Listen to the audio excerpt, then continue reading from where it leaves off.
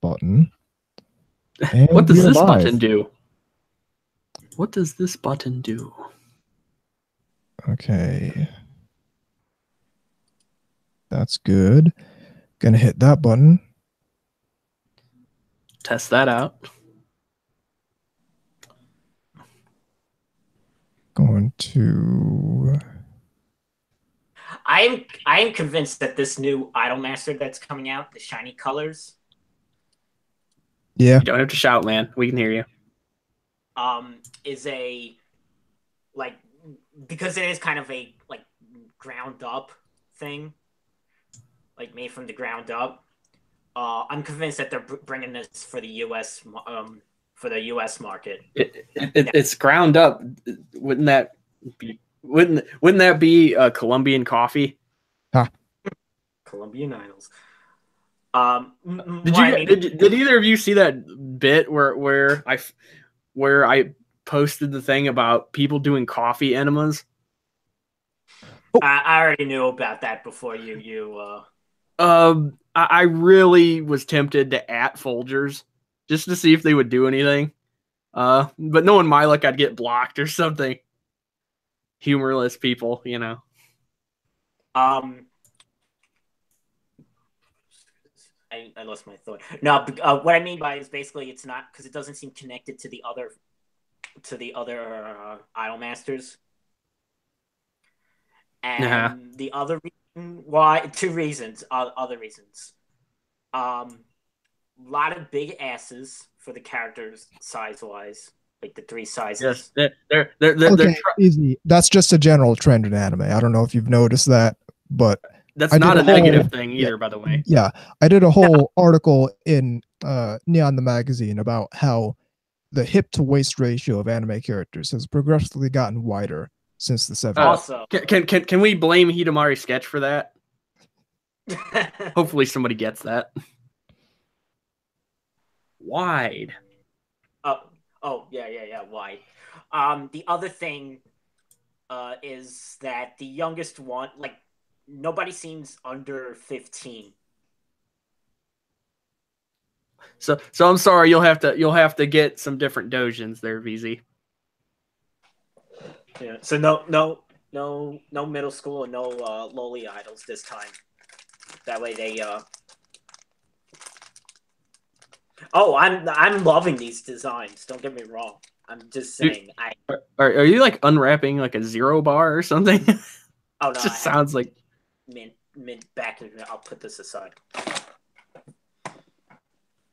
Okay. Sorry about that.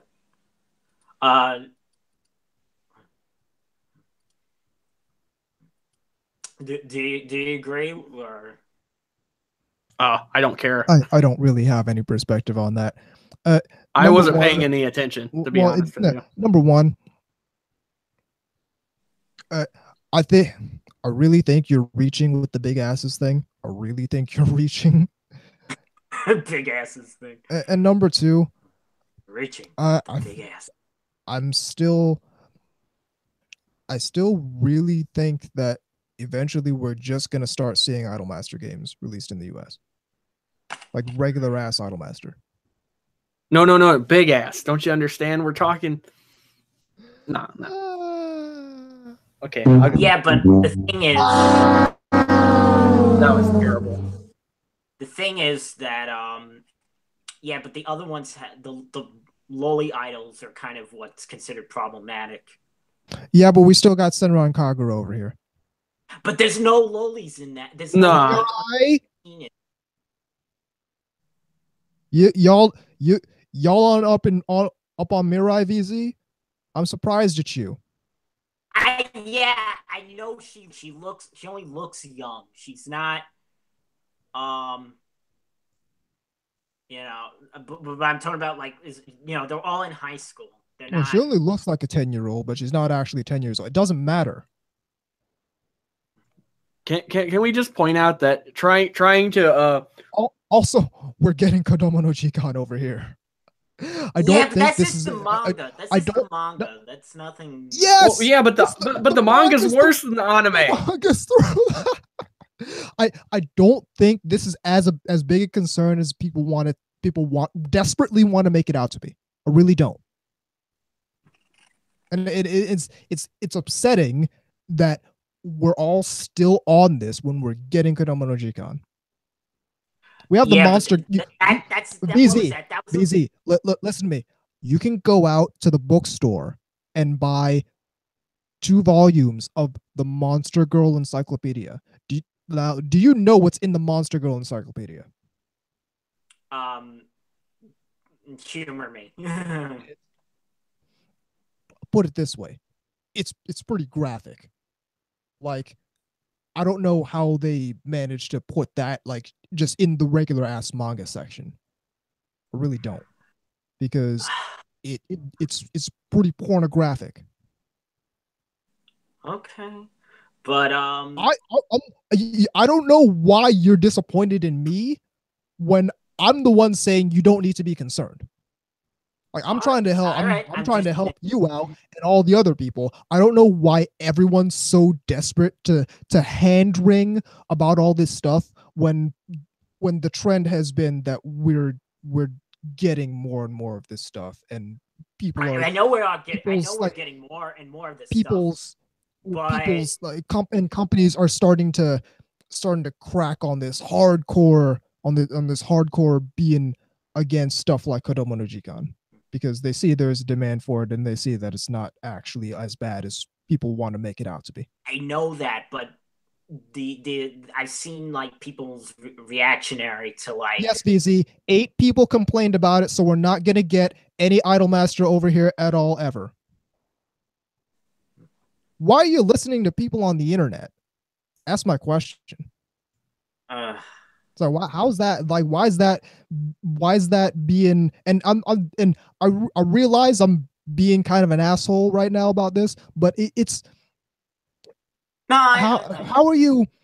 Okay, fuck YouTube comments and 4chan and all this shit, versus the fact that companies are actually bringing this stuff over in a way that it's actually like in a way that it's intact. You're gonna listen to some randos on the internet versus people who actually have a vested interest in whether this stuff succeeds or fails. I mean, it makes sense to me to be more inclined to look at trends from people who have a vested interest from this stuff versus, randos on the internet who like get mad as a career move. But that's just me. I'm just an idiot. I'm just the idiot. Professional reactionaries. Well, yeah, no. But that's just me, VZ. I'm just the idiot who pays attention to the market. Not you. I'm saying other people. I'm just a stupid person out here paying attention to the market forces instead of randos on the internet. Giant idiot who's right all the time. I'm not calling you. I'm just saying. Oh no. I know you're not calling me an idiot, but obviously, I'm just the stupid person. I'm the village idiot who's right all the time, nonetheless, because I keep saying stuff and I keep saying things that end up coming to fruition, but nobody listens to me. And so people keep complaining about stuff, and people keep saying, "Oh, they're not going to bring Idolmaster over because people will complain about the lull, even though we're getting Kodomo no Jikan." So no, I'm the dumbass. I just happen to be right about everything, so that's why no one listens to me. So I'm stupid. They haven't. Obviously, that's the case. I'm sick and tired of people. I'm sick and tired of people being so concerned about stuff that's if you take a look at what's actually happening instead of dumb people on the internet bitching, you'll see that maybe it's not so bad. They haven't been woke yet, I don't know what the fuck woke means in this context, but it's disgusting. Yeah. I was just thinking that. Woke.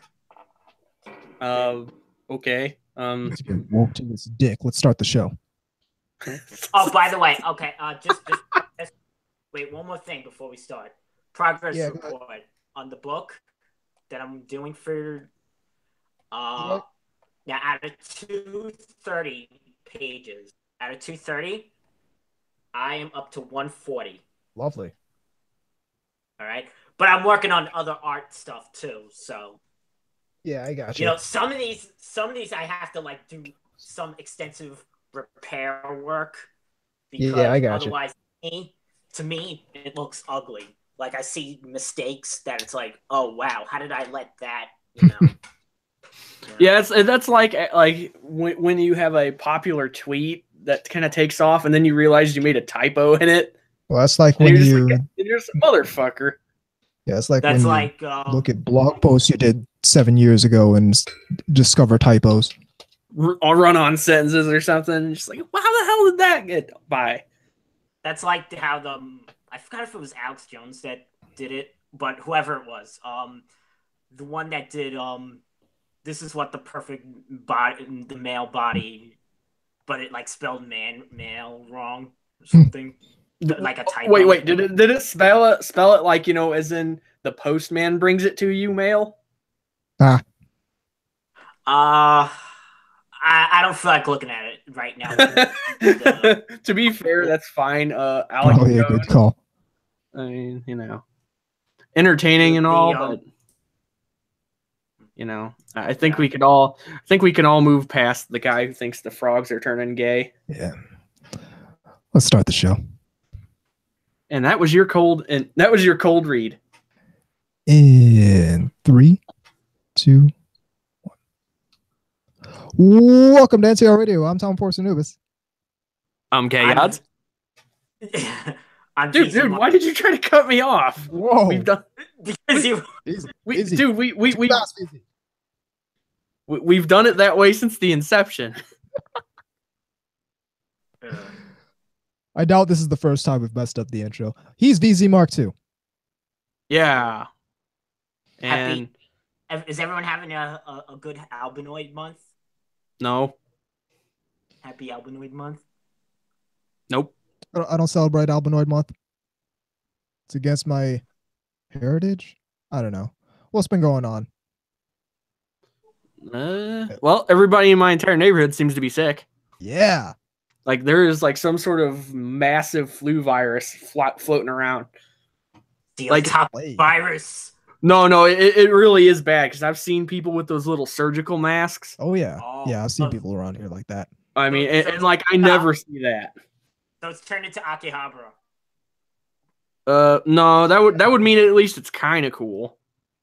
I mean, because that would mean you could buy stuff that's kind of interesting from, you know, gizmos and yeah. I mean, I guess you could buy a drone at the bookstore, which I still think is very bizarre. It's like, hey, we sell Nooks here, we sell a turntable, we sell manga. From what I hear, Barnes & Noble's gonna like close a huge amount of stores. Oh, yeah, goody. Because Amazon exists. And Toys R Us is gonna close another like 200 stores. Well, yeah, but Amazon exists. Well, what I'm saying with that is, I wasn't really referring to if it was closing or not, but no, I was saying I always thought it was strange that they had those anyway. Well, that actually plays into the exact same point, because what are they going to do just selling books when Amazon exists? Well, the thing is they don't. Other sectors of the thing is they don't just sell books, dude. That's what I'm saying, though. No, they don't just. Please let me make the point. All right, go ahead. It's gonna be the same. I'm gonna make the same point regardless, but go ahead. I'm trying to say they also have a coffee shop connected to it and some other crap. Yeah. You know why they have that? Because they always have.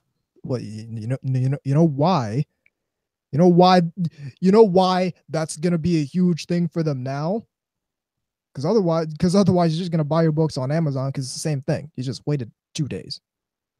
Okay. That's why. That's also why they're selling drones and shit. Am I the only one selling like vinyls and turntables? Because otherwise you're just gonna buy the shit on Amazon because a lot of times it's cheaper and it's more convenient.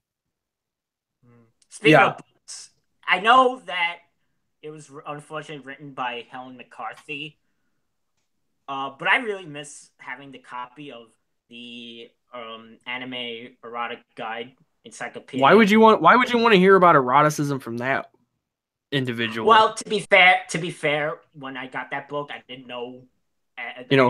A culture where squirt movies are actually against the law. Let me finish. I didn't know as much about who she was then. I mean, that's where I first learned about like Cream Lemon and lots of other stuff. Some of the reviews were hilarious.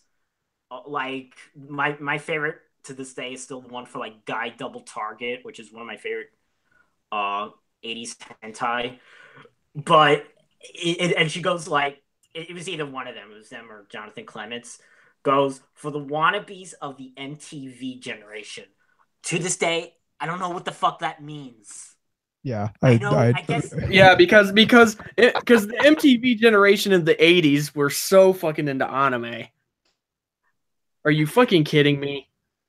I guess it just means like trying to like people of like the late 80s, early 90s era, but still, that doesn't describe anything. Dude, I was there. What the fuck are you talking about? No. Most people there were listening to Yo MTV Jams. What are you talking about? So what have you guys been watching? Let's go there. Oh, actually, before that, we should go into the chat. Yeah. So here's what you do. You go to ntrradio.net, hit the chat link. There's two of them. One's on top, one's on bottom. It'll take you to the chat page. What you do there is you give yourself a nickname, hit the button, join us in the IRC channel. Alternatively, take your favorite IRC client, point it at irc.ryzen.net, and join us in the # SLC media channel. In addition, you can get at us on Twitter at TEAnubis, at VZMK2, at Immortal_KGods, and at NTR_radio. And as always, you can get at the email box, ntrradio@gmail.com. All right, so before we get to, I actually wanted to lay some cool news shit. Both good and what the fuck, like not what the fuck, but like wow, that was totally out of left field. You want to do a Let's News thing? We'll hit up the news at the end, like we usually do, because I also have some news. All right. Then what have you guys been watching? I guess my life drift away. I don't know. Not the thermometer. I haven't actually been watching anything this season, but I have been catching up on some anime that I've been meaning to watch. And that'll actually jump me into a little thing. So you guys know what High Dive is, right? Yes. Well, sure. Okay. Have either of you used it? Because this service is fucking amazing and I had no idea. No, I don't have money to do that right now. It's first of all, it's like Crunchyroll, where there's a free tier and there's a paid tier. So I've been trying it out for free for the past like week, and okay, I'll look at that free. I'll give it a look-see, but as of right now, I can't afford to have a subscription for this. I've got other crap to deal with. But no, I'm saying, number one. No, I'm saying even if I like it, I can't do it right now. Well, no, I'm just trying out the free tier. Right. And even that's pretty good. But what I'm saying is, this service is amazing, and I really had no idea. And so what did you see on that? I watched, so I put it to the test where they had Amagami SS, so I watched that again. Okay. And I watched. You should just get they have the complete collection out now. It's like I know. I'm gonna get it at some point.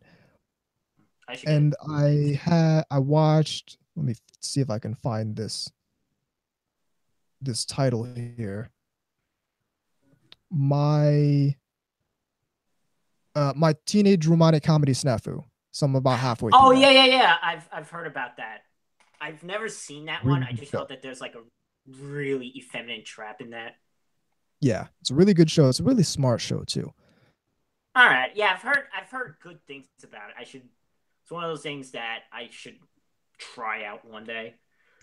Even if it's yeah. I mean, I didn't watch much. I continued to watch Darling in the Franxx a bit, and continue watching it. It's all right. I mean, it's not going to become canonical, I don't think, or anything like that. Like, we won't think of it in the same way we think of like Gurren Lagann or Kill la Kill or anything like that, because I mean, it hasn't jumped out to me on that level yet. I mean, it seems to, from what I've not watched, but like I don't know, like the design work and such, it seems trying really hard to like throw a bunch of stuff on the wall, but not have anything thing that doesn't have. Maybe, but more than anything else, it just strikes me as almost like, I'm trying to think of how I could word this. It's Trigger the animation.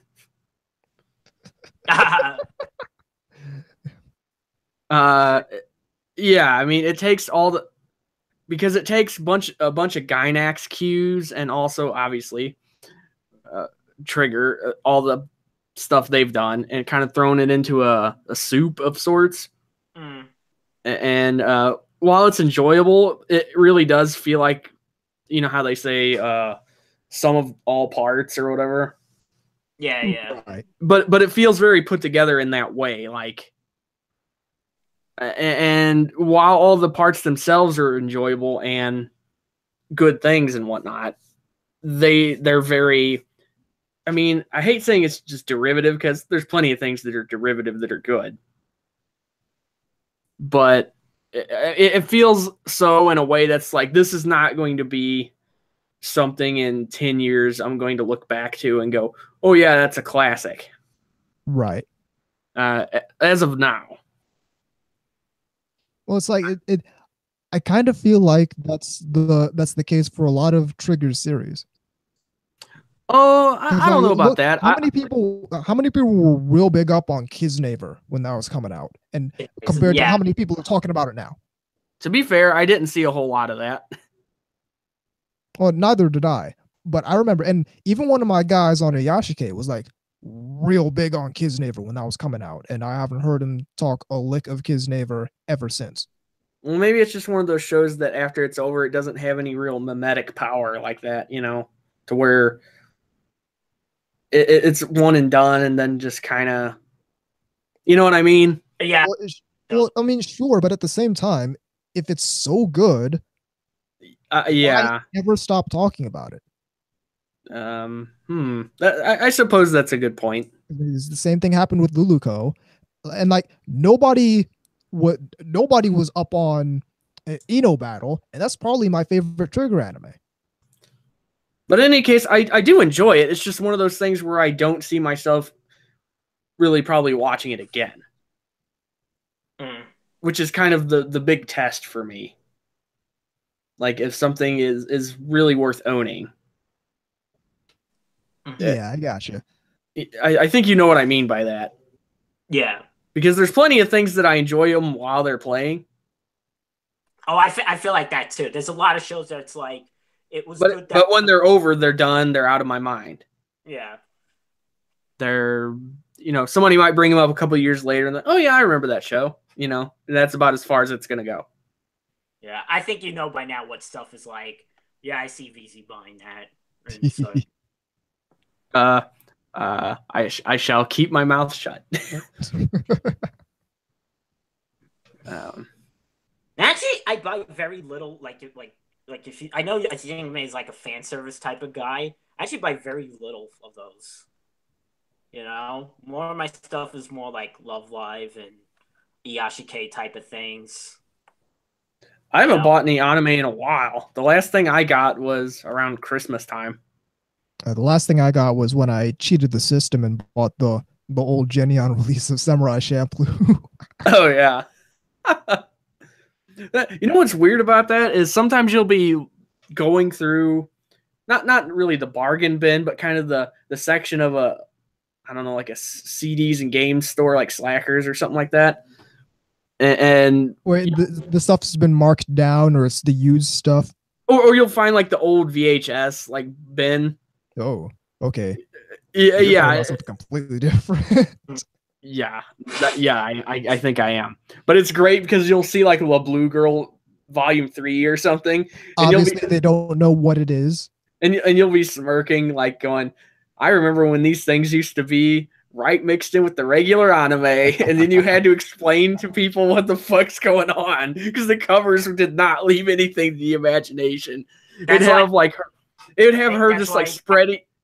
It would have her spread eagle on the cover with giant tentacles like protruding into her hooch, you know? Well, that's why eventually they just had the sticker that said, "Warning, absolutely not for children." Well, no, they still had that. That's what I'm saying. They had that. Oh, okay, so they just didn't give a fuck. Yeah. Well, at one point, anime was just all in the same mix. Just... And it was all like in a corner in the store next to the Buns of Steel kind of stuff. Ha. But did that ever happen? Like that type of stuff in like the kids in the kids cartoon section, and someone that's what I'm telling you. The anime section all had everything in it that was anime. It doesn't matter what it was. Like there were numerous like movie stores and stuff around here that did that. It's just like it's anime. All throw it in the same kind of. People would bring that home. It's like, look, I brought a new cartoon for you. I kind of doubt it. Trust me, these covers do not. Most of the covers for hentai on VHS were not ambiguous at all. Like, I'm serious. Like, there were things on the cover that just you would not. Like I said, you would have to explain it to somebody who's with you that doesn't know what the fuck. The original Urusaka Doji was pretty like. Just looked like every other anime. Yeah, okay, I'll give you that one. That one was pretty tame. But not if you look not if you look at the other ones though, because like the sequel, there's a chick floating up in the air that looks like she's being torn apart, you know, and naked, and then there's the one where the girl's just riding the demon thing, you know. It's just come on. Like looking at the original Dragon Pink VHS cover, I can see how someone could misconstrue this as like something that's not pornographic. Okay, anime 18 ones were really obvious most of the time. There you go. Like twin angels or night, you know, something like that. It's just like, oh, come on. And speaking of this delightful topic, we had some really ridiculous bullshit that happened in the last couple days here. It's anime related. It's the Anime Awards. I was about to say, is it the Anime Awards and be joking, but we are actually talking about the Anime Awards. Yes. Now, I'd forgotten about this in its entirety until I started seeing it trending. See, I don't care.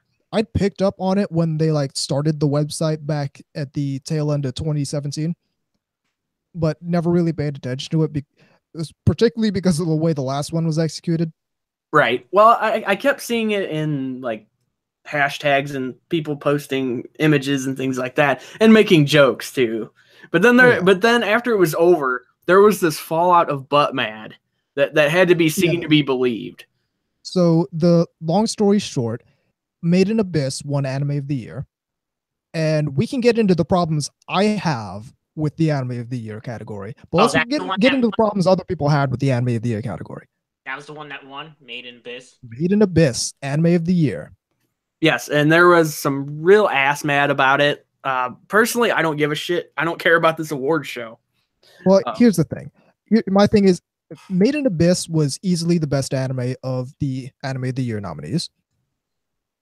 And except it wasn't really up against anything that was like all that. Let me name off these nominees for you guys and see if you see any competition here. Okay. Because this is kind of ridiculous to me. I don't know. Can I even look at the nominees? No. I love this website. Love it. Yeah. I don't even know if I can look at the nominees. Well, what's great about that is if you're not watching it and you're just listening, he's doing the throw your hand up kind of like. Okay, so this is actually a prime part to get into. Oh, you gotta pay to see that shit? No, it's not that you have to pay to it. But here's the thing. Somehow they managed to fuck up the anime awards in completely different ways than they did last year. So it's like they fixed a lot of the stuff. Exactly, they fixed a lot of the stuff that was wrong last year, and somehow managed to screw up in almost entirely different ways. Yeah, so it's like, so basically, instead of having like a kink in the hose, they basically forgot to turn the hose on, or exactly. Something like that. Instead of having a bunch of perfectly good shows up against the most king-made anime of 2016, they had a couple really good shows up against a bunch of also rans. Up against a bunch of season 2s of shows from the previous. Wait. Can I go on record and say I think season 2s of things that's just bad form to do that. It's lazy. It's incredibly lazy. Because I mean, not to say that a season 2 or 3 or whatever can't be vastly different from its original or whatnot, but the very nature of it being season 2 or 3 is the very nature. It's a continuation from the original. Exactly. So it just, yeah. You're treating it like it's a new thing. Yeah, you might as well treat it as a continuation of the previous. So, but here are the nominees, and let's see if it makes sense to either of you guys. Okay. Anime of the year. March Comes In Like a Lion season 2. Okay. Did any of us know that even came out this year? To be honest, I saw it mentioned one time, I think in Otaku USA, while I was reading at the grocery store. Of course. There you go. That says a lot. Okay, then they had Made in Abyss, which won. They had Land of the Lustrous, which is according to I thought you were about to say Land of the Lost. Yeah, exactly. I was gonna be like, what the fuck? They made an anime of that? So according to what I've been hearing, that's probably the only other show that could have won. Reasonably won. That's the show that people call like anime Steven Universe. Yeah. They had My Hero Academia season 2. Okay, I know about that, obviously. Descending Stories Showa Genroku Rakugo Shinju season 2. The what? Yeah. Exactly. Like I don't know of a single person who was watching that show. I'd never seen it mentioned in all of 2017. I don't know how that ended up. And it's also a season 2. And then the last one they had was Little Witch Academia. Okay. Which, to be fair, okay. Fine show, but it's not really up against much. Now, the real crime is that they didn't have... Yeah, the real crime is that they didn't have Girls Last Tour, which easily could have been a contender. Did they have Blend S? No, of course they didn't have Blend. They have Blend S. It's the Crunchyroll Anime Awards, VZ. Of course they didn't have Blend S. Did they have Love Live season 2? No. They're doing season 2. No, and if they had Love Live Sunshine season 2, I would have been mad because it's a season 2, and that's incredibly lazy for them. Anything we cared about? No. I'm scrolling through. I know they had. I know Girls Last Tour won Best Slice of Life. Okay, well, Anubis is happy about that at least. I mean, that's about it. Like, but let's be honest, these award shows are stupid. That's number one. Number two, they could make it into something pretty poignant if they wanted to, but they don't. Number three, and this actually ties back into the high dive thing I was on earlier. I'm concerned that they're out here hosting award shows when the Crunchyroll web player still doesn't work properly for me. Yeah, I mean, and if you're thinking about award shows, wouldn't you think Japan should be the one to do this? You know, the people that make the shit. Yeah, that sounds reasonable. But when you're in the business of Trying creating to a king make simulacrum, shows. well, not even that, but creating a simulacrum of anime culture over here instead of doing the proper thing, which is importing the perfectly good anime culture that exists in its own native country, then that's what you end up doing, is hosting your own award shows and hosting your own convention. Who was and voting instead of on this bringing shit? on Crunchyroll Like, people. was it members? Or was it like people on staff? Or I assume it was open to the public. I don't really know who was voting because I didn't really pay attention throughout the whole voting process. Because really, it's like, what are we doing? What are we doing when you're out here with your award show and your site doesn't work? Your site fundamentally does not work properly. So meanwhile, I go to High Dive, and not only does everything there work properly for me so far, and they have a wonderful library, and their site's really site's a good deal easier to use than Crunchyroll. I'm gonna pop on right now, so you guys continue, so I can just check out what they got going on here. Do I just go do like explore or something like that? If I want on High Dive, I want to look around, or what are you looking at? High Dive? Yeah, I just want to look around. I go to series, and that's just the list of all the shows they have. And well, the first thing they have is a phone with fucking Umaru-chan, like playing on it. Yeah. Okay, TV series. Nothing's showing up though. It's just like a blank page. Oh, there it goes. Scroll down. There it goes. Yeah, it took a minute. This catalog is off the chain. Because this does not look like it's formatted all that well. Hang on, something's fishy about this. It works properly on my screen. Well, all I'm seeing is like 3 or 4 shows, and I don't know what the fuck's going on with this. And it's taking a while to load too, but that might just be okay. I think it's starting to work properly now. Maybe it's my ad blocker fucking with it. So guys, I'm trying to say something. I remember I want to say like 10 years ago, I remember they tried. There was some other anime awards thing, but it was from a totally different group of people. Oh, I know what it was. It was from ADV. It was from ADV. Look what happened to them. And I think, well, ADV was like the one that sponsored it or something. But the thing was, the category for like best anime, it was stuff that was like, it wasn't just like of the year. It was like they threw in of like basically like Akira was on there. So it was like from whenever. Wait, what? That doesn't make any sense. Exactly. I mean, it makes sense if you're doing like some sort of like overall kind of thing, maybe. But for if you're doing it like on a year or an annual kind of basis, that makes no sense. I don't know. They did it for a couple of years, probably 2, 3. I don't know. Well, I mean, and guess where they're at now. If we're going back on that subject, you tell me why the Girls in Panzer movie and Your Name are in the best film category for the Anime Awards. Those are 2017 movies. Dun, dun, dun. Okay. So, I don't know what they're doing. Yeah, I'm looking at. Well, they got Azumanga Daioh. They got Megami SS, Azumanga Daioh, Bakuman. In case you want to look at some newer stuff there.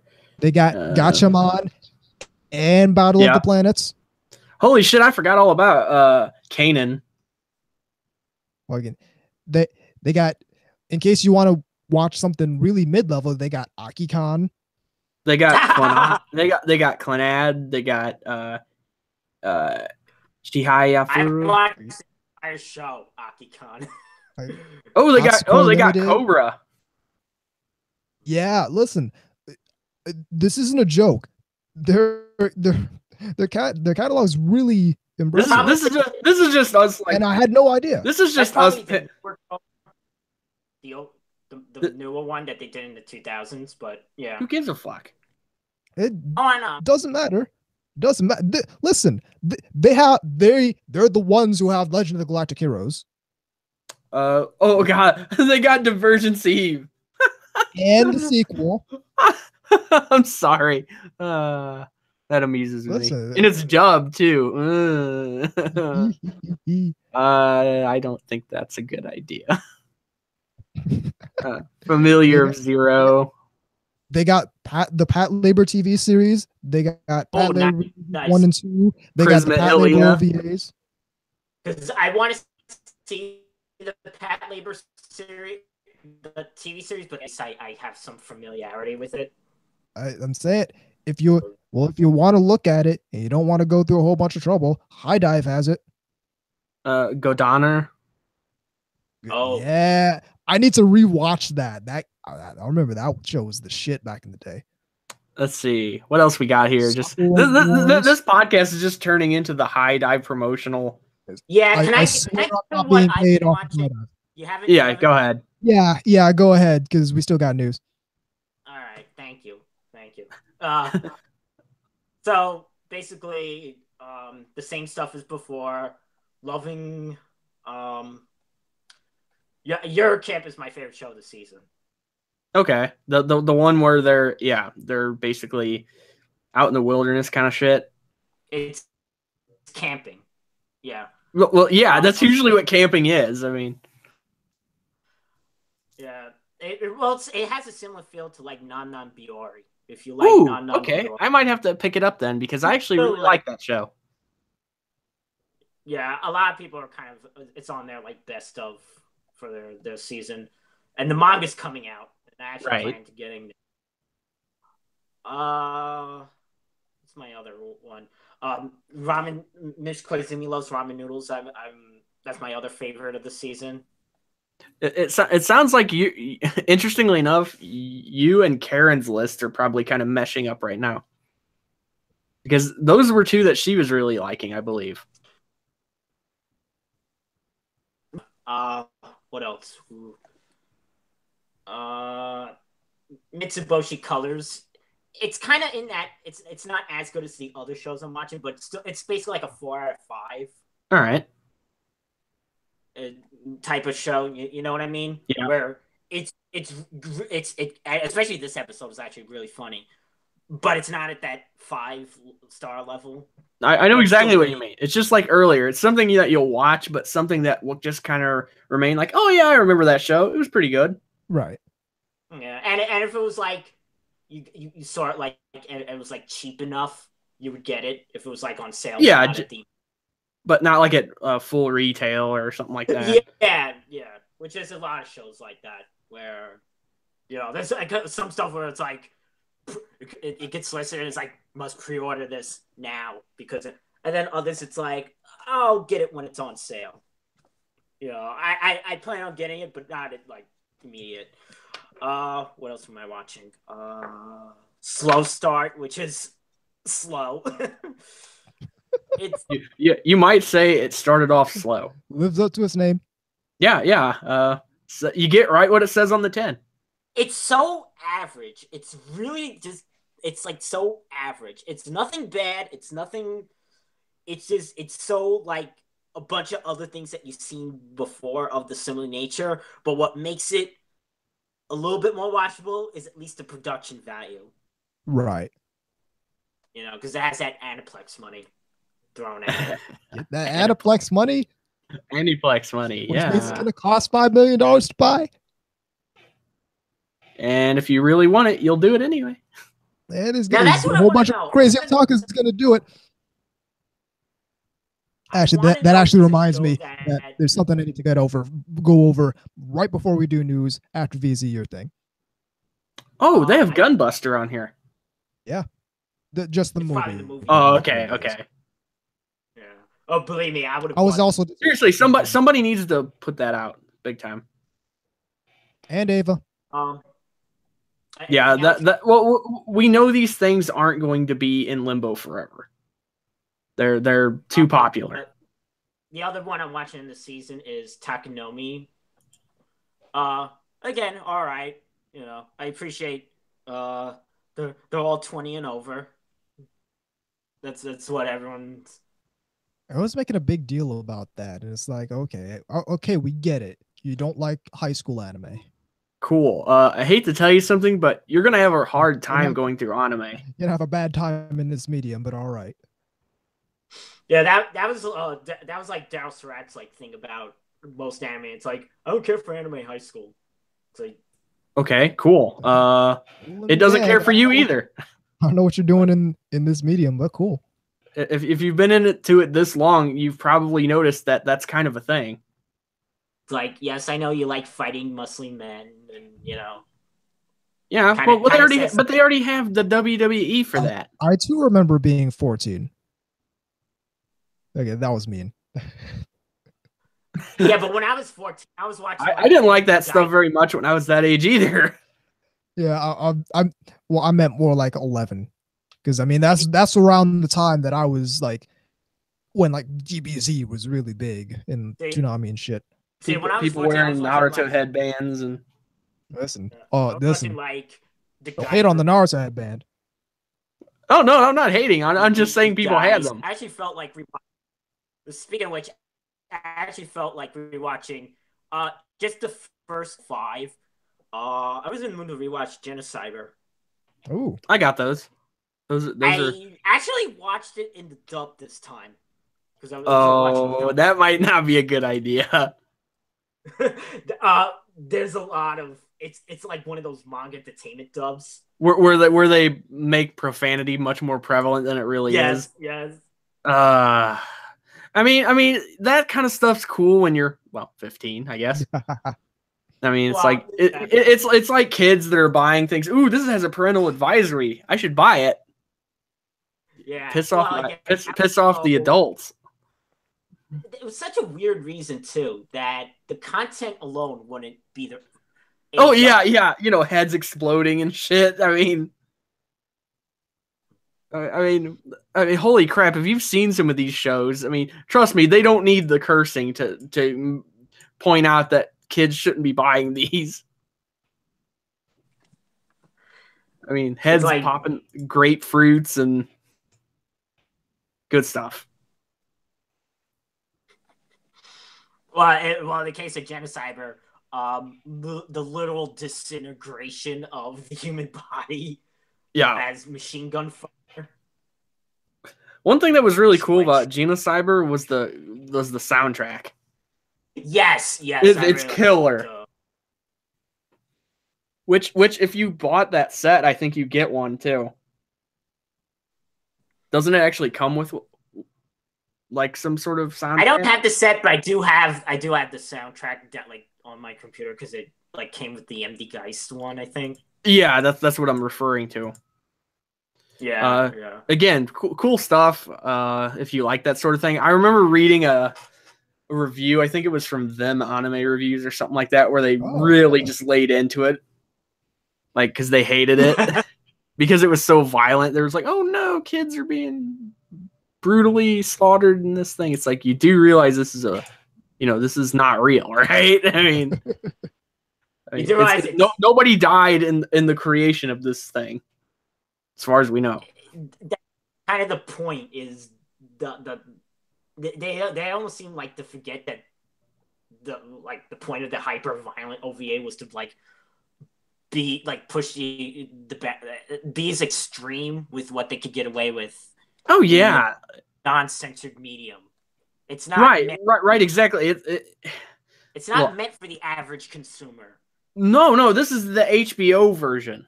It's a specialty product for a specific audience. It's a project too. So, yeah. Good times. Specialty product. Yeah. Oh yeah. I always laugh when people point that out. It's like, yeah, a foreign piece of medium. Yeah, that is kind of a specialty product, isn't it? I mean, I don't know. There's this group out there. I'm not talking about anybody specific, both because I don't want to give them extra attention and because it's really irrelevant, but that seem to have this idea that they can make this for normies somehow. Yeah, exactly. And when I say normies, I mean like I don't really know how to explain this very well, but they can show it to their parents or some shit, you know. And like there definitely are shows you could, but I mean, but your base anime show is definitely very foreign. I want to show something like Genocyber. Well, no. You know, for one, nobody in my family would be interested in watching it to begin with. It's like, ew, this is Japanese. I don't care about this. You know, they're not the types who would find that idea to be particularly inviting. Yeah, but it's funny they'll show them like, oh god, what's that one? Grave of the Fireflies. Anime movie I absolutely refuse to see because of the people that. One, I don't need like that part of history to see. You know. Here's the thing. The whole point is that Grave of the Fireflies is supposed to be like poignant and sentimental, and that's why people prefer it over. Which is funny. Which is funny because at the end of the day, if we hadn't dropped the bombs, I wouldn't be alive. Because my grandfather was in a prison camp over there. Well, that's a morally ambiguous, nuanced point, and people don't like those. No. Yeah, that one that a Anime World Order just reviewed that was about I forgot the name, but it was like it's new, but it's like during World War II, but the lives of like regular people during it. Okay. No clue. I think it was called the corner of the World. I think that's what it was called.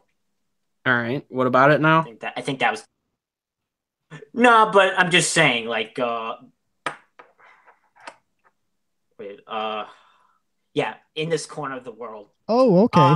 That incidentally, call this a callback. This was also in this 2016 movie. 2017. Okay. Yeah. This 2016, this movie that was made in 2016 was also in the 2017 Anime Awards. Well, how are they working that? It's just like, oh, but we didn't get it till 2017, or I guess. Is that how they're running it? Yeah, because once again, when you're trying to create a simulacrum of anime culture in the West instead of import anime culture from its native land, I'm glad I'm not interested in this shit. It's really hilarious to watch. All it would do is irritate me. Frustrating. It's incredibly frustrating, but hilarious to watch as they, do things that very clearly make no sense. But I mean, I can't deny it is funny watching people get really upset over dumb shit like this. I actually find that more frustrating than hilarious, simply because I don't know. That's been for the past decade. I guess sentiments for 10 years.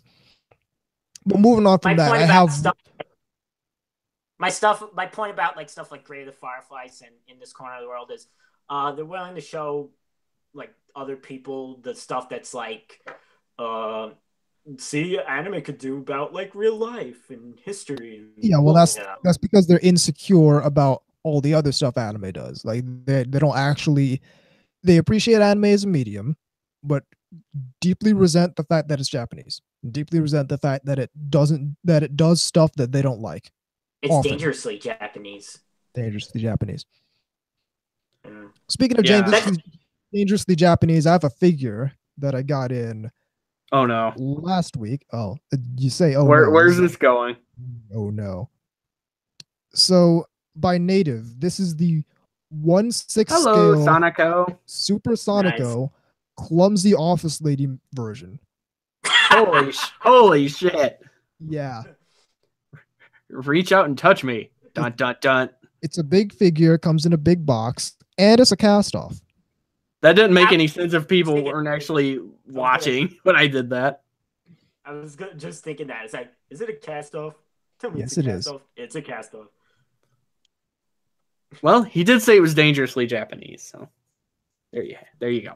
No, I mean I know what VZ's saying. There's this group out there that wants anime to be things that they can show their parents without fan servicey crap in there. Well, Like, stuff they have to explain to them. It's because they derive their self-worth and like their status as a from nerd what other people think about them. from what other people think about their hobbies. And so as a result, they want anime to be this Kosher high art thing that they can like show to people and people will respect instead of, entertainment for entertainment's sake. Which is interesting because there's numerous people in my family that if you tried to show them anime, they'd just be like, I hate fucking cartoons. I ain't watching this shit. Yeah. A lot of people just are going to watch cartoons. And that's an obstacle that you can You're not get over. You're not gonna bump past that one. Or you can just ignore it and say, I think watch my anime. Well, I think that kind of leads into the topic we're going to talk about in the next segment. Which is why I kind of brought it up. Yeah, that kind of does. But we do have some news, so let's news. Let's do it. Let's news. Working to restore power. You remember that time I hit the news drop in without having the article up? Yeah. Okay, so Faku has made its first game announcement. Yep, sure did. And it's pretty significant because their first game is Honey Select. Now, and this is significant because it's made by Illusion. Made by Illusion. Now Illusion, for those who don't know what Illusion is, they're the people who made Rayplay. Yes. Oh, lovely. So you probably do know who they are. You might not have heard the company name of the company, but you have heard of what they've made. So, and as a result, Illusion had, as a result of the Rayplay thing, Illusion had basically blocked their products from being sold in the West. Blocked their products from being sold in the West, blocked American IPs from accessing their website until not too long ago when they announced this deal with Faku to release Honey Select in the US. Which is already taking off because I've seen so many people posting shit. Like they're like, because should we explain how it works? So they even know what the fuck I'm talking about. Yeah, and so Honey Select it's a very basic concept. It's not hard to grasp. Honey Select is a 3D hentai game where you create a character and have sex with her. And you would not believe the level of detail they went to make this thing. Like all the little. I think I'm gonna have to look into this. Bells and whistles and dials and stuff. It's very good, VZ. The character creator is highly robust. It's interesting because like a lot of people are doing really. Yeah. A lot of people are making basically making very famous character emulations.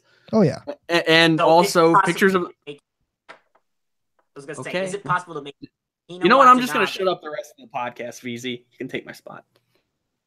Sorry. I'm sorry. All right. No, you can make basically people can basically do pretty much anything you want. It's almost like a much more involved version of the Me thing from the Nintendo Wii came up with.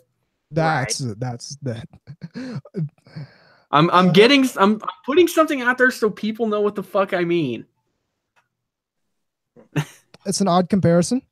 Not really. It's a character creator. These are two completely different character creators we're talking. But okay, I'm with you. Okay. Which by the way, I'll go off air about that. So, but people are making basically versions of themselves too, which is kind of funny.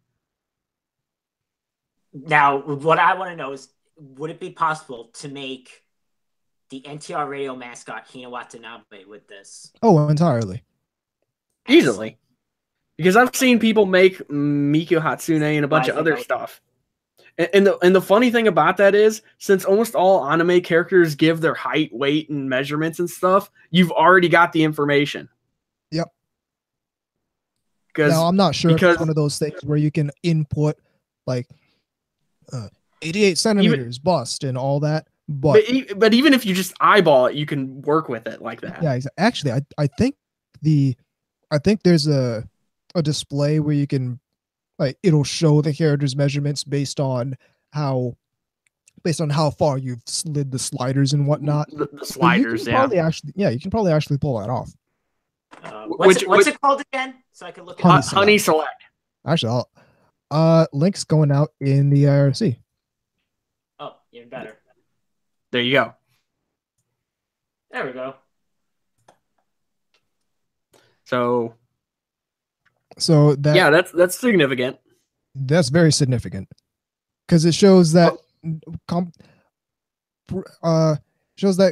companies that previously had basically shut out the U.S. based on negative publicity and false reports are willing to work with us. Yeah, CNN. Oh, I am loving this. I'm telling you, VZ, they're willing to work with companies that can show that there is a demand for their stuff here. And there is a very, very positive demand for this stuff here. So maybe we might get some pink pineapple stuff. I'm not making any speculations. That would be interesting. It's certainly a possibility. Can we, speaking of that, I remember one of the defense mechanisms people brought up when all that went down a couple years ago was that, this is just this niche thing in the dark underbelly of Tokyo or whatever. Yeah. It's like, oh man, you can't use that one anymore. That was Matt All. Oh, well, Matt All's fucking wrong. Sorry, Matt. Well, it no longer is that. He's like nothing else. Well, he's one of those like people that's like they'll put him on like NHK as like a Japan culture consultant. So obviously he doesn't entirely know what he's talking about. I don't know, Fox is out here making bank selling these hentai books and now anime and games and shit. So I don't know. Well, the point is they've tried to frame it as this like kind of seedy underbelly thing over in certain parts of Japan, and it's like, well, you can't use that argument anymore if they're actually coming here through a legal distribution unit.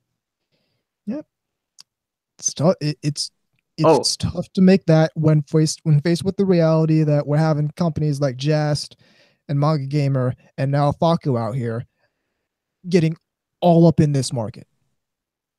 And being highly successful at it. I think that's what pisses some people off because they want this stuff to fail because they hate it. I would like to see the look on their face every time like a new Faku announcement crosses their feed. Oh hey, Faku's getting Honey Select, and they're just sitting there like getting growling, getting progressively more angry as everything they've wanted to be true comes crumbling around their ears.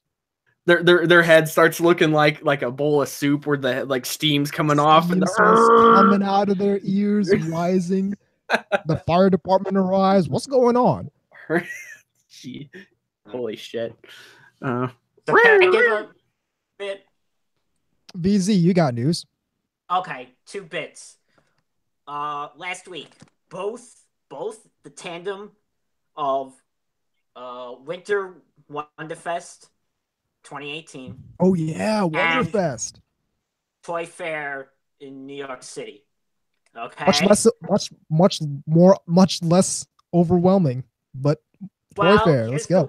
Here's the thing. I'm gonna go with the Toy Fair news first. Again, I know you're not toy people. At least you're not K-Gods, but so 25 years, Bandai of America has been the maker of Power Rangers. Yep. Power toys, but not anymore. Dun, dun, Not dun. anymore.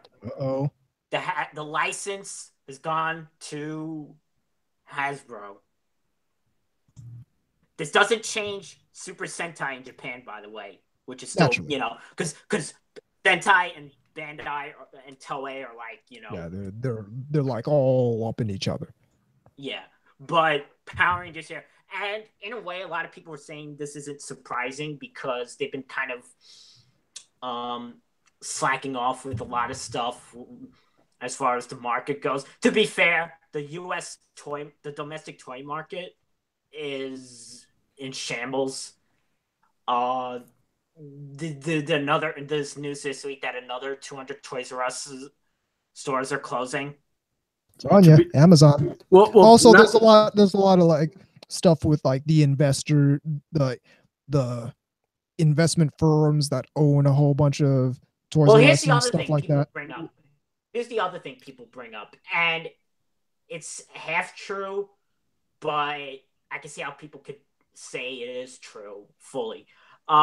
Kids don't really buy toys anymore. The type that Yeah. They play with their iPads and iPhones, and they get an iPad 3 years old. And that's true and everything, but we're forgetting something that's been true since Toys R Us has always been there, which is they're much more expensive. Yeah, that's true as well. They've always been expensive, even when I was a child. The other thing they say about Toys R Us, the distribution sucks. You could find stuff that's like you can get it much cheaper. I bought video games there before, which they marked them premium big time way back in the day. So and yeah, you were getting pretty because Toys R Us was the shit when I was growing up, especially in the 80s and early 90s. Like if you wanted Legos, anything. I'll be very real. I can count the number of times I remember being inside a Toys R Us on one hand, and most of them happened after after adulthood. Might I ask what you were getting there? Nerf guns. Oh, okay. All right. Yeah. Yeah. No, trust me, it was something cool. No, I was just wondering. It's like, were you like trying to get army men or? Because it was like I remember I used to have a bunch of those. The earliest time I remember being in Toys R Us was after I had gotten my PlayStation 2 and I was getting some games, and I bought Sylphie the Lost Planet for the PS2, which is a shmup, and I didn't know it was a shmup, and I ended up being really bad at it. And cool I got sounding game. And don't get me wrong, great game, but I was terrible at it. And I got the PlayStation Spider-Man game, which I spent a lot more time on because one, I was good at it. Two, it was a better game. So you're basically like Kotoa from Mitsubishi Colors, where she plays her character is that she's always playing her with her in this case like her Nintendo DS. Yeah, and she's bad at it. Yeah. I mean, when I went to Toys R Us, is that the R-Type arcade machine? I'm gonna play some R-Type. Are you any good at R-Type? No, but I love it. R-Type is for punishment. Really tough. I love R-Type, but I agree. I remember watching somebody play Super Mario Brothers 2, basically the real one, not Doki Doki Panic, but they were playing it while they were getting plastered. Oh, like and like they weren't very good at it to begin with. so it was drink every time you die. Yeah, basically, yeah. And it was fucking hilarious because like about halfway through the game, he's completely trashed. That's a great way to get liver disease. Oh, no. It gets better. He actually stops at one point and went and got more beer. Like he pauses it in the video and he comes back after he's gotten more beer. That's how you know it he's was bad fucking at that hilarious. Game. When you're playing the drinking game and you have to get more beer. Yeah. I mean, he's like, oh, I'm starting to sober up. I got to go get some more beer. It was great. Anyway, VZ, what's the verdict on that Bandai Hasbro thing? Because is that good or bad? Because I have no perspective on that. Okay. Or is it just like one of those like change of hands that doesn't really matter? Well, here's the thing. I wouldn't say anything for now because they haven't shown like any prototypes of what. By the way, the Sentai that they're going to bring over is one that's not the one that's like from last year, or not even. It's the one from like 2012, which was called that they didn't bring over at that time here, called Go Busters. Right. Yes, yeah, no, not Ghostbusters, Go Busters. Goat Busters. Goat Busters. Goat Busters. The thing was with that was at the time, Bandai thought it was like they thought it would have been like too complex to bring over to make toys over here or something like that. Anyway, they're bringing it over and they're calling it Beast Morphers. Cool name. But, okay, here's the thing. Hasbro, especially in the past 5 years, has been totally slipping, and kind of like what's wrong with the domestic toy market in general, which is the whole hollow out. Like, well, when it comes to Transformers, being hollowed out figures that have awful, mediocre to poor quality control, lack of paint. Is it just like supposed to be like a foamy cardboard kind of? Well, you're paying like literally half of it for air. Is the way I feel. Ooh, that sounds really bad. It's Because cost it's cutting like measures. there's hollowness. It's like a limb, but it's like there's parts that are like hollowed out to save on Well, plastic. Yeah, to save on building material. Yeah, Yeah, exactly. cost cutting measures. But hold on. But the price point doesn't match that. I wouldn't care if. Oh no, they're doing the thing where the quality goes down like that, but they shoot it up. Yeah, and here's the other thing. Not that I collect Star Wars, but they showed off like the news of the time of now is that the Last Jedi stuff. Nobody bought that. That shit's rotting. Of course not. Nobody cares. No. Well, it's bad worldwide. It's doing pretty bad too because China's just like, nope. You gotta love that. Anyway, you know, every Star Wars movie that has to have a Millennium Falcon toy come out, right? Right. So they showed off the one for the Han Solo movie, and it's actually probably the worst. It's worse than the thing that you would get in the late 70s. Wow. All right. You have to lie. Yeah, you literally open up a panel and have to lie Han Solo like down to order to get him in. Not like the way the original toy is, where you open up the panel and you have it standing up, and it was like a play set. Yeah. It's like a little scale size Millennium Falcon that you can put the characters in. Yeah, it's still kind of in scale, but it's smaller again to save on materials. But it probably costs like $100. Yeah, I'm not surprised this is going down the tubes. So and the the one from you could still find the Millennium Falcon from the not the Last Jedi. What was the Force Awakens? Force Awakens, yeah. Yeah. It was originally like $150 or something, and it was like Jesus. marked down to like $50. Don't you just love that you can buy the movies for far less than you can the toys? Yeah. You know, the actual thing it's from. Gotta love that. So there's that again. That's the domestic toy market. On the other side, on a Wonderfest, shit is awesome. They're doing Nendoroids. It was the best of times. It was the worst of times. It was the shit is awesome of times. Okay. They're doing, because they already did Chino and Cocoa. Now they're doing the other three characters of Gochi Uso. All right. Mm-hmm. So, especially I know Anubis is gonna want Rize. Listen, if there's one figure of any character from that anime I'm getting, it's the Rize figure. Well, I showed them doing a scale of Rize when she's wearing her Nazi-ish sort of uniform. Yeah, that's what I'm getting. I'm Listen. not making that up. It really does look like. But here they're doing Nendoroids for Euro Camp. Gonna have to get that. Not much in the way of Figma that I'm interested in.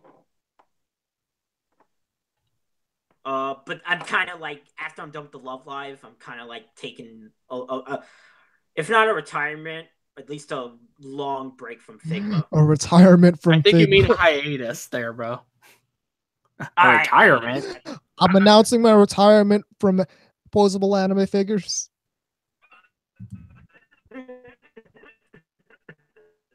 Like, does anybody actually quit doing that? I mean, really. I mean, maybe when they run out of space.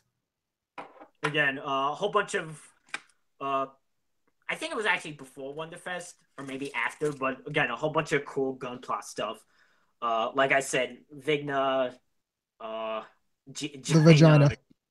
Well, I'm so getting that down the line. They're doing a robot Damashi of something you like, K-Gods. The Gelgoog. Sweet. Char's Gelgoog. Woot. Yeah. Whole bunch of cool scales and such. Idolmaster is still there. Life-size Methus. Nope. They're doing a, what is it? It's almost all Cinderella Girl stuff. Like, because that's by far the most popular of Idolmaster. Yeah. Very little new Love Live stuff, though. In the way this. Well, to be fair, but then, I mean, let's be honest. Idolmaster has a lot more stuff, just in general. Oh, he's been around longer. Well, yeah, I mean, it's got a bunch more games, and it's got all these fucking characters, you know. Well, here's the thing about, Idolmaster has so many characters, especially Cinderella Girls, that Berserk supports it. you're gonna have different companies do different characters. Yeah, it's kind of like that with Concoli. Right. By the way, what do you mean? Like certain characters are done by like Good Smile, or? Well, in a way, it's like Others this are, company can do this group of characters, and this company does this group. And maybe if they do the same, they'll do them in different scales and such. Yeah. I gotcha. I think the thing that was like, there's always like the one thing that's like the most of, you know, like a couple years ago it was Concoli. This year seemed to be Fate stuff. Oh yeah, that makes a lot of sense. Sure it does. Fate would be the big thing that was like all over. Because Fate is like more than 10 years old in a way. Well, right, but you recently had Grand Order came out and some of that kind of stuff. Because it was really big at Expo last year. They had all these like promotional. Well, they have that new one that's done by Shaft. Yeah. So like, if Fate's still going on. Like, oh yeah, people are sleeping on Fate, but it's still around in a big way. I know one thing I saw at all through the Wonderfest stuff that kind of intrigued me in a bad way was they're doing this Ai Kizuna figure. Was that the virtual YouTube person? Oh yeah. Except they're not doing it in like the regular business model where you pre-order the figure and then they determine how many they're going to make off of how many get pre-ordered. Yeah. They're doing this, and it's Tokyo Otaku Mode doing this. They're doing this weird, like, Kickstarter sort of crowdfunding thing to get the figure made. That comes off as weird to me because it's like, is it a scale or like a? Yeah, it's a 1/7 scale figure, and they've got the prototype.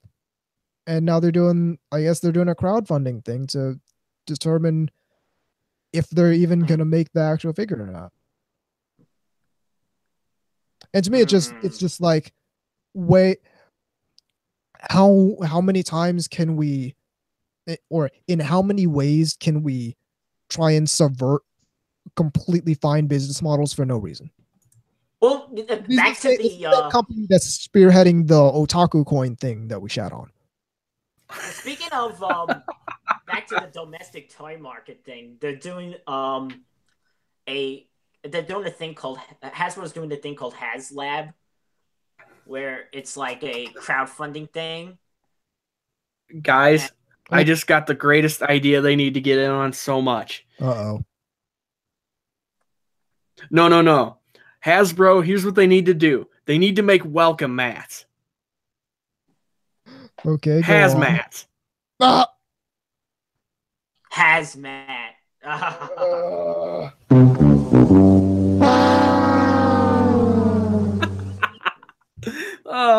that was terrible.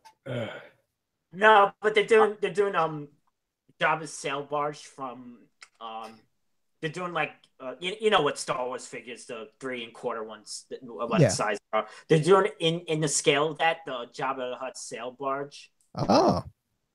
But they're doing it as a like crowdfunding thing. Right. And one of the people I follow, one of the toy channels on YouTube I follow, said that this is a bad idea because it kind of shows like that Hasbro should just put it out there and that there would be enough, but that they're so insecure right now about, but that they're, because they know that like the Last Jedi sale toys have been done so poorly. Oh yeah, and I have less problem with Hasbro doing that because that's a completely different business model for them, and they have a completely different utility for that. My concern with this crowdfunding, this Kusanai figure, is the figure industry already runs off of pre-orders. So what I guess what is the necessity of all of a sudden doing a crowdfunding model for this one figure when you're all like, the project is already like the market already runs off of pre-orders. So why don't we just do that instead of trying to subvert this perfectly fine business model again? I don't know. There's a certain mentality out there that's, hey, it's not broke, but let's try to fix it. Yeah. Basically. And they're trying it with Otaku Coin, they're trying it with this Kusanai figure, and the figure is probably going to succeed just purely based on popularity, which is going to not so much the coin. The coin that I feel like that's gonna they're gonna be like those freaking tokens you get at a Chuck E. Cheese, but there's no longer a Chuck E. Cheese. It's gonna be the new Dogecoin. Yeah, there you go. But yeah, that was my concern. We indeed should keep it right here on NTR Radio. We can take a break, then move into the main segment.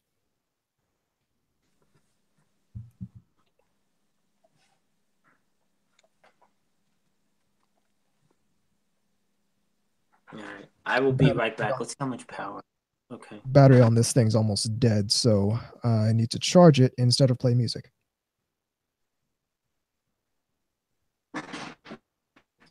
If I can find the... There you are. All right.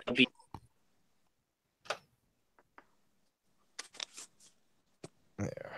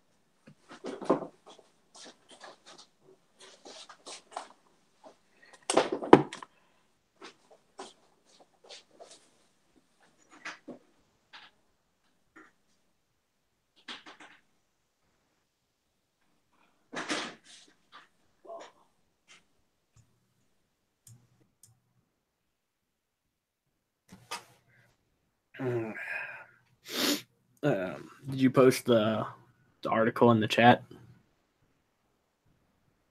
Not yet. Let me. Might as well get Grab that the already in there. Well, I'll post it when we start talking about it. Alrighty.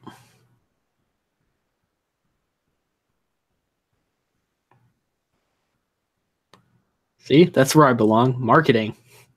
It's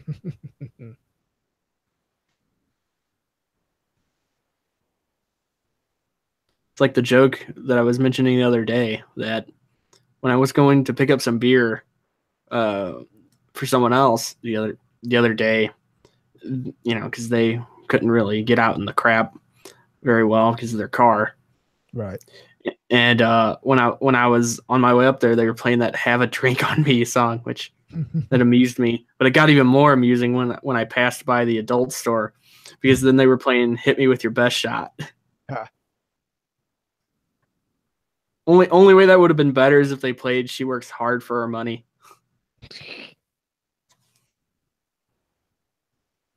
No such luck.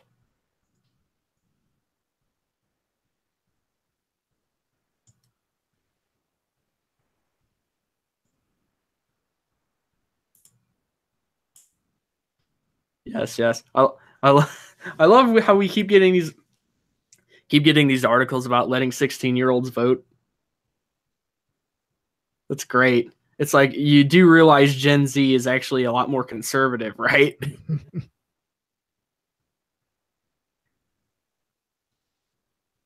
At least according to research.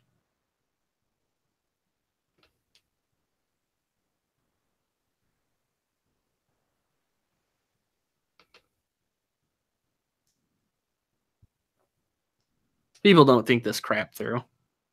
No, of course I don't. 1, 2, 1, 2, 3.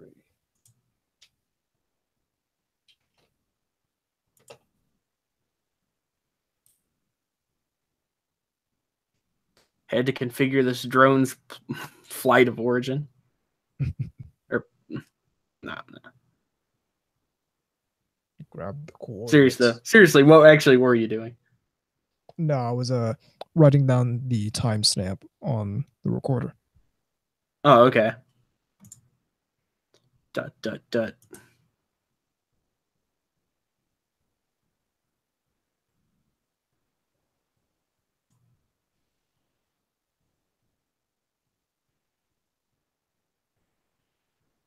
It's funny is I have that exact same Oscar sheet. It's pretty cool. But I don't actually have I actually have it put away because I don't actually have a spot to hang it like that, unfortunately. I remember one guy at a con saw it and he was just like, I'd like something like that, but I actually want a girlfriend. Which was funny. It's like, because considering he still doesn't have one. Figures.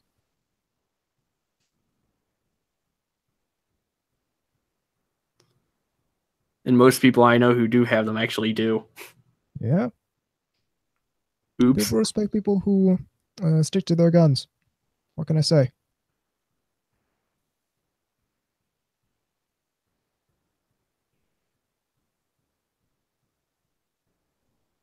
I keep trying to read all those patches you got back there.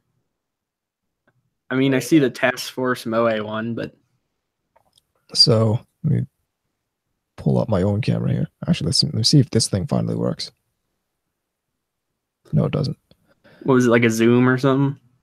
No, it's the thing I use to flip the camera view on my own screen. So instead of a mirrored view, which is useless to me, so you're not seeing it in reverse, yeah. Yeah, it shows it the way it actually shows up. But right.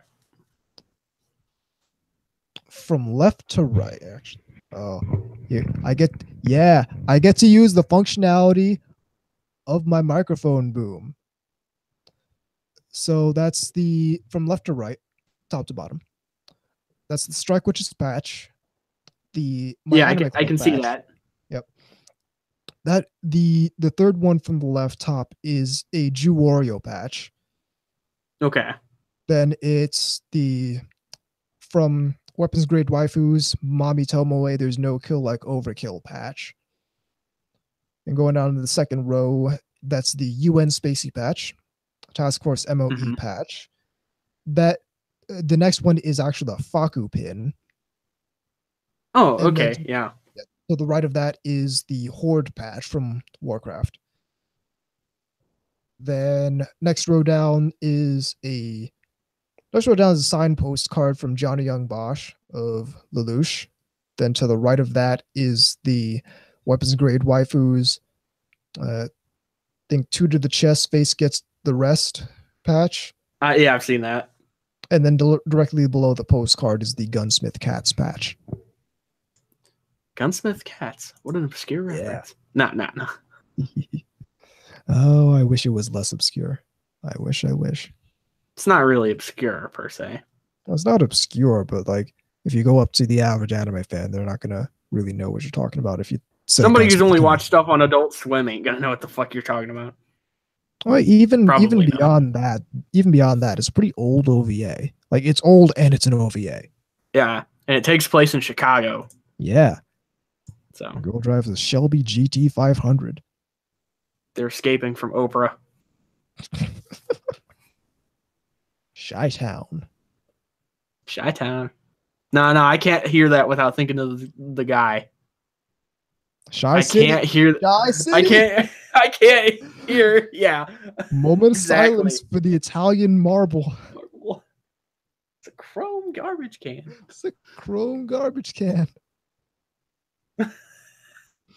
That video is just fantastic. It's just hilarious. It's like, bam. It's like, I only keep 2 things in here. Just can't believe it's not butter. Sweet Baby Ray's. Sweet Baby Ray's. Motherfucking ranch.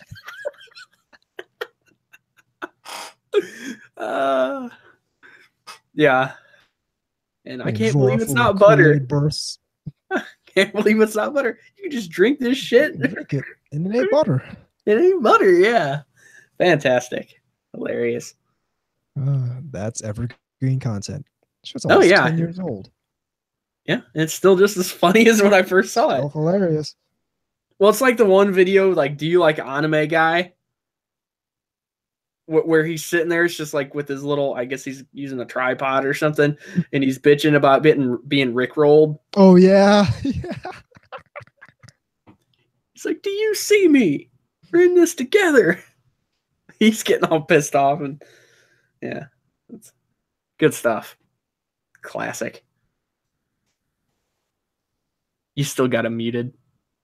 VZ, unmute your mic.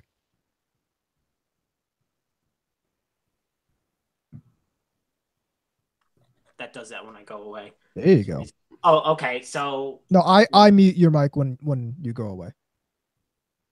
That's only just for, not picking up random sound effects. Yeah, basically. Not picking up dead sounds. VZ. Yeah, exactly. Picking up like air and noise and shit. Probably just makes it overall easier to edit. All right. Well, none of this is being recorded. Oh, so yeah. That's what makes it easier to edit. Yeah. I forgot. Yeah. Just don't record that part. I'm saying Family Guy. No, not Family Guy, because they would do the thing dad noises. No, but you were saying about butter, and I was thinking, can't believe it's not butter. That sounds so American that they can do something called drinkable butter.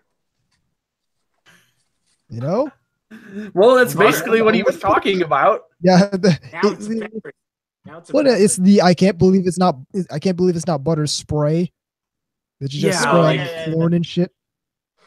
Oh no! It's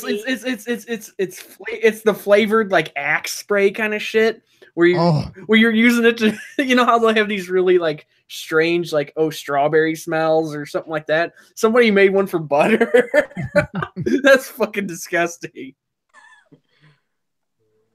Oh, like can't you just see some cute guy at a cubicle, some like pudgy son of a bitch sitting there like trying to cover up a fart or something, just like.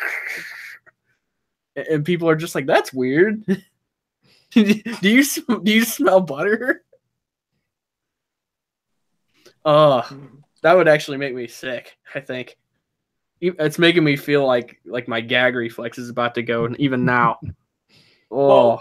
Well, listen, not the country that invented for breakfast in the frozen food section, chocolate chip pancakes on wrapped around a sausage on a stick. Greatest country on earth. Well, greatest country on earth. Fuck that. Check this out. Deep fried Twinkies. Greatest country on earth.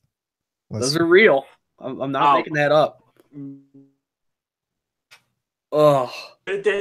You hear stuff like that, and then you realize it's not just like a joke. People are actually eating those. It's like, man, people will shovel any amount of crap in their mouth. It's like, did you ever, you know who Greg Giraldo was, right? The comedian? Yeah. Okay. He did a lot of those roasts, you know? Yeah. He was at pretty much every one of those until he died, pretty much. One of the things he said was death by chocolate. He's like, he was making a joke about that. He's like, what kind of fucked up culture do we live in to trivialize death like that? It's like, you know, is there any space trapped in your, is there any capacity, any space trapped in your room for dessert, you know, kind of thing. And it's like, yeah, that is kind of fucked up when you really think about that phrase. You haven't saved some room for dessert. All right. Anybody give up chocolate for Lent? It's just like dying on a cross. In 3, 2, 1. Welcome back to NTR Radio. Yeah. So a question that we often ask on this show is, we have a bunch of people out here trying to make anime into something it's not. And we keep asking, why don't these people just make their own anime? There's obviously there's clearly enough people out here who are into anime, and there's clearly enough of them that they have some sort of talent to be able to do this. Blackjack and hookers. But they don't. So, and we keep asking this question, but known fountain of knowledge, John Opplinger of the Anime Nation blog, has answered this question for us. So the link's going out in the IRC right now. Ask John, why hasn't original anime creation exploded in America? This is from November 10th, 2017. Yes, indeed. AU 0006. After a pate. This is time before a pate. And actually, would this be 5? I don't remember exactly when it came out. 2012. Well, yeah, 2012. I know that. Yeah, it would still. I think it would still be 0005 because I think it was a spring anime. Okay. Yeah. Okay. Yeah. Well, whatever. Actually, it's either spring or summer. Either way. Question. As a longtime anime fan, I must break the question. Surely there is Good World Entertainment, the guys behind Voltron, and were the heads behind Avatar and Korra, Rooster Teeth, who are responsible for Ruby. The Boondocks, and even Netflix is aiming for anime production. But one big question remains in my head. What hasn't gotten the US, let alone the Western world, to have a big blowout explosion of manga and anime creators since the anime boom of the 1990s? Surely such a wave of inspiration would have gotten tons of artists, writers, and drawers to have established its own industry, at least an underground scene, wouldn't it? Answer. I'm not remotely any sort of graphic artist, nor do I know any animators. So I can propose a theory based only on my limited personal perspective. Anime has certainly now achieved the mainstream American recognition and acceptance that American fans of the 1970s to 90s once dreamed of. And naturally, one may expect that the relative popularity of anime would inspire Americans to create their own productions. American efforts to create original manga burgeoned in the underground, independent comics scene of the early in mid-1990s, and then became a publisher-based effort in the early 2000s. But those efforts have waned, while the trend of American-created quote-unquote anime never really launched. The reason seems to lie at the feet of two major principles: culture and economics. Setting aside etymology for the moment, anime has always been an art form that originated in and continues to develop out of Japan.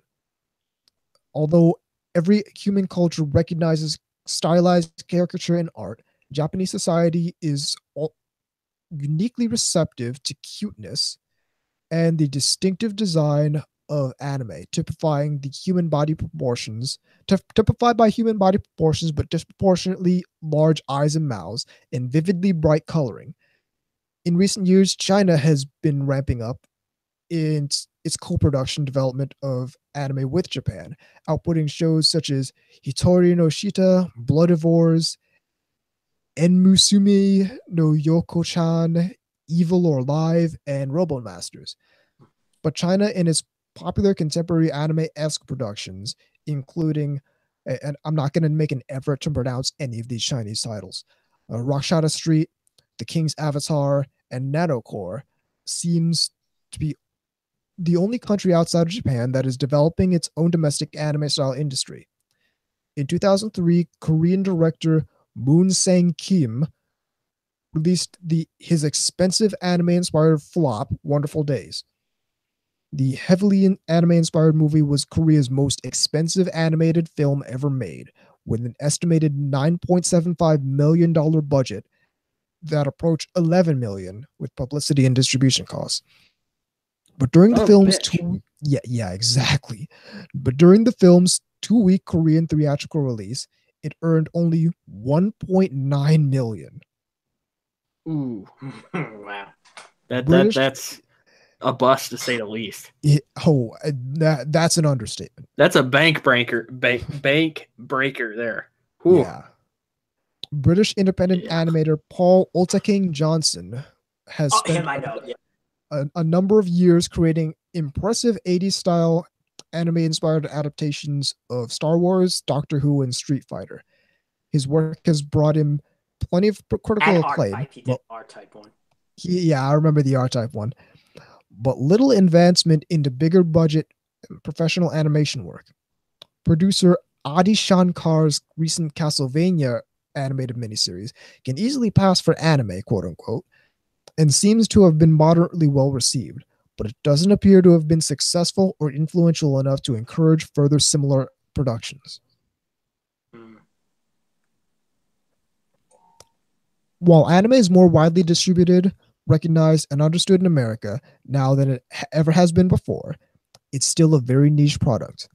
By a wide margin, American consumers still prefer American-style animation, thus explaining why Disney's Frozen is tremendously more successful in America than Makoto Shinkai's Kimi no Na wa Your Name, the most successful anime film ever released.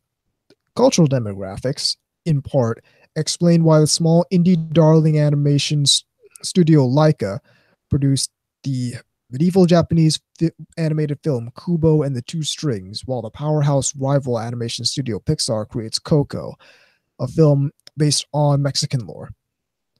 Culture also influences the development of aspiring animators. American art schools notoriously concentrate their curriculum on classical forms and traditional methods of animation.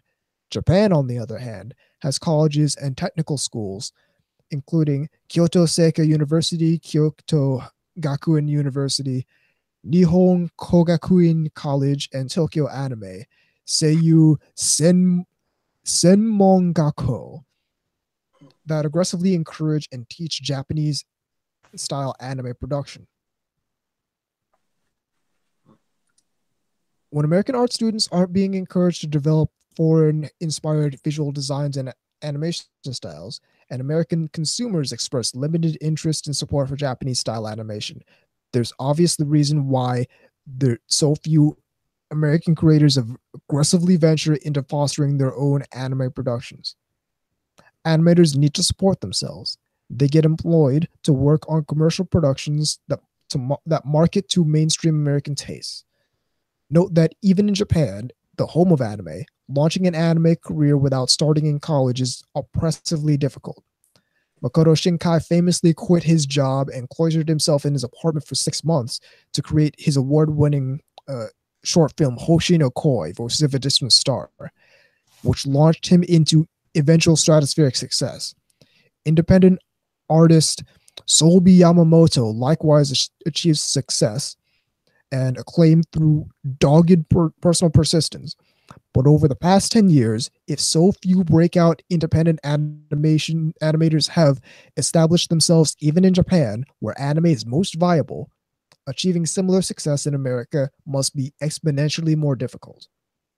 Creating animation requires extensive effort and, moreover, resources. Americans have tried before. RIAP, Running Inc. Animation Productions, launched in 1991. White Radish was founded in 1994, but not a great name. But neither studio was able to sustain itself for more than a few years. More recently, animator and producer LaShawn Thomas has found that working with Japanese production studios, including Satellite and Yapiko Animation, has been more fruitful in developing his vision for original anime than working with American-based studios. Likewise, American musician Porter Robinson turned to Japan's A1 Pictures to give his music videos shelter and authentic anime design he wanted rather than rely on an American studio. Even the currently popular Voltron Legendary Defender, inspired by Toei's 1981 series, Hyakujuyo Go Lion, is actually animated by Studio Mir in South Korea. From a consumer's perspective, anime is definitely more widely acknowledged in America now than it ever has been before. But there are far fewer American companies distributing anime in America than there were in the early 2000s. The American public nowadays recognizes what anime is, but doesn't widely consume or financially support anime. 2D animation is increasingly marginalized in America as consumer tastes gravitate towards 3D CG. No American production studios are currently making and distributing anime-style animation. So one could argue that the market is ripe for amateur artists to pick up the slack and fill the void by aggressively promoting their own community of original American anime art. But the absence of such an underground, burgeoning American anime production industry suggests that there is just not enough market support or interest to encourage and sustain potential animators. America has finally acknowledged anime, but America now seems content, both from a consumer and viewer perspective and from a commercial development perspective, to leave anime as a Japanese commodity, which explains why Netflix is commissioning dozens of anime productions from Japanese studios instead of investing in more productions like Neo Yokio. While inspiring animators see that there's no market interest or support for the original anime influenced creations, I can sympathize with the reason why American artists aren't aggressively trying to launch their own anime industry in America. There you go. Yeah. So a that's the mouthful, answer. but that's the basic. That's the basic plot. Yeah. It's tough. There isn't an easy a way to get into to something to like start off into.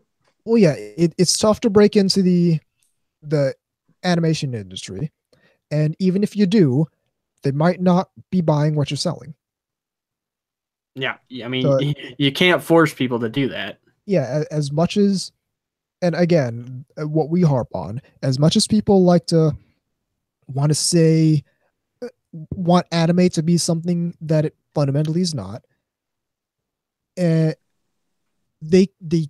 can't really go on and try like make their own stuff and try to push it out onto the market, not in a big way at least, because anime is still a niche over here. It's a big and very popular niche, but it's still a niche, and still people who want something very particular out of anime. And it just goes to show that how many anime style American shows have been really big hits. Yeah, Avatar: The Last Interestingly Airbender, enough- Legend of Korra. You got the Mhm. Boondocks, Ruby, The new Voltron. the new Voltron, Not part- Neo Yokio. not Neo Yokio, because everyone stopped talking about that a week after it started. But that's the whole thing. It's like and it just goes to show, like, how we don't even know how many times that's been attempted, because all we know are the successes. Interesting enough, this actually brings to mind something else. This whole bit, it kind of tells us that despite the so-called claims of loving anime and whatnot, that it's not really loving it for what it is. It's loving it for what you want it or you think it could be. Right. Which that's a big. Which there's a very big difference between that. You like a very specific idea within it, and not it as a whole. And unfortunately, that little bit is not enough to sustain a market. Seriously. Right. Um, It's also, you're not going to get, as much as a lot of people still would love to see something at the level of like Akira. That's not going to happen. Yeah. It's not going to happen because what allowed that to be created was a very specific time and a very specific economic